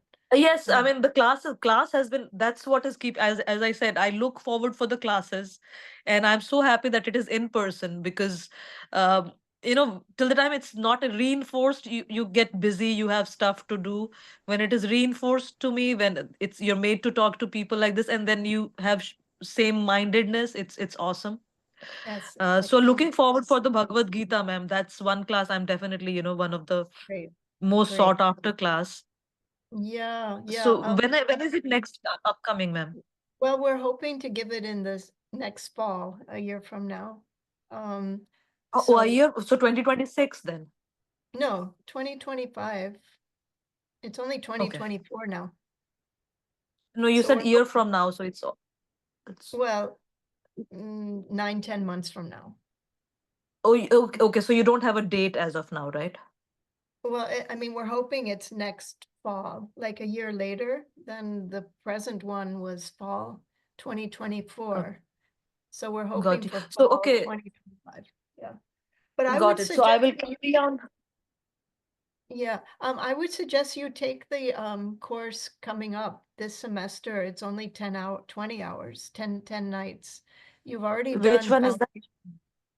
It's Foundation Vedanta and Hinduism. I did the Um, Foundation Vedanta. yeah, but that's only 2 credits. And United wants 3 credit courses. So we've added on 1 more credit, which is 20 hours of live Zoom talking about the difficulties that Hindus have in the US.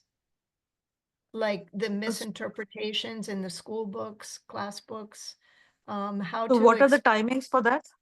Monday nights, 7 to 9. 10 Monday nights. It's only 10 weeks. And assignments and all are there, or only classes? They're 2 short assignments, not big ones.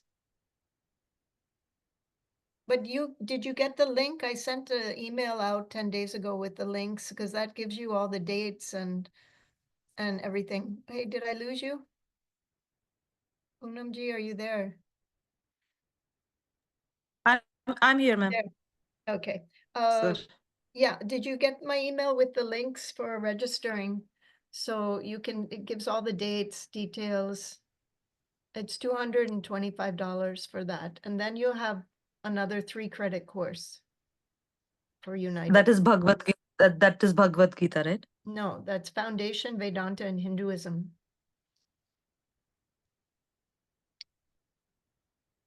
Okay, so the one I have done is only 2 credits. Right. So And this is one credit, right? Yeah, and added, the whole course becomes 3 credits. Got it, got it.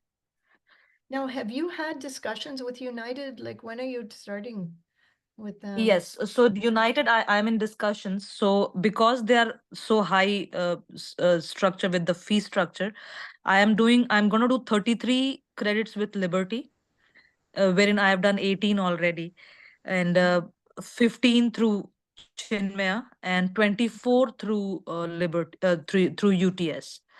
So this year I will finish the remaining courses with LU. And once I'm done with 15, I think next fall I will be done with 15 with Chinmaya also. And by 2026 January, like December, January, I will start UTS, the final 24 credits. Okay, and UTS is going to accept all of the transfers? Yes. Yes, They do. 30. They have given me the set of courses which I will do through LU. They will only recognize for certain. So they have given me a list of, okay, do only these like New Testament and stuff. So they've given me a list of courses which they will Great. recognize, and I 15 through Chinmaya. Yes. And did they say that they will recognize the Chinmaya?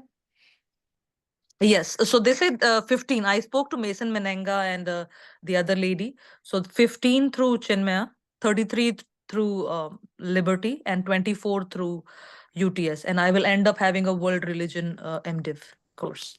Excellent, excellent. Good for you. You're working it So out. looking forward around 2026, 7, like it might stretch to 2027. I should have done everything. And it might, so I have time till 2028, and they give a 2-year more waiver. So actually I'm good for 2030. So I'm going to finish by 2028. And that's when they will require me to create a video, and the 2088 again through Chinmaya Mission and accession. So I'm looking 2027 through 2028, somewhere around that time. You're on the path. This is not a problem for you. You are, you will have no problem with this. So the only difficulty now is your family. So, or your sister. Yes. Yeah, you'll figure out. Oh my gosh, Poonamji. Well, thanks for sharing. And before you discuss our courses with United, can you tell me, because they've only partially approved so far, 3 of them. So discuss with me Last before. time, yes, correct. Last time they had given me a list of courses where they were talking about 12, but now Mason was telling me 15. So I said, okay, give me the list because I'm already doing that. So yes, so I will, whatever they email me, I will keep you informed also. Yeah, send me too, because they're a little slow in replying to me and Correct. getting it all set up. So I want to make sure there's no issues. So, okay, Poonamji. Hari Om, Great. Hari Om, Hari Om, Hari Om. May God grace Thank you. bless you. Blessings, blessings. Om Shanti. in the Om air. Shanti. Thank Om you. Shanti. Thank you. Take care, ma'am.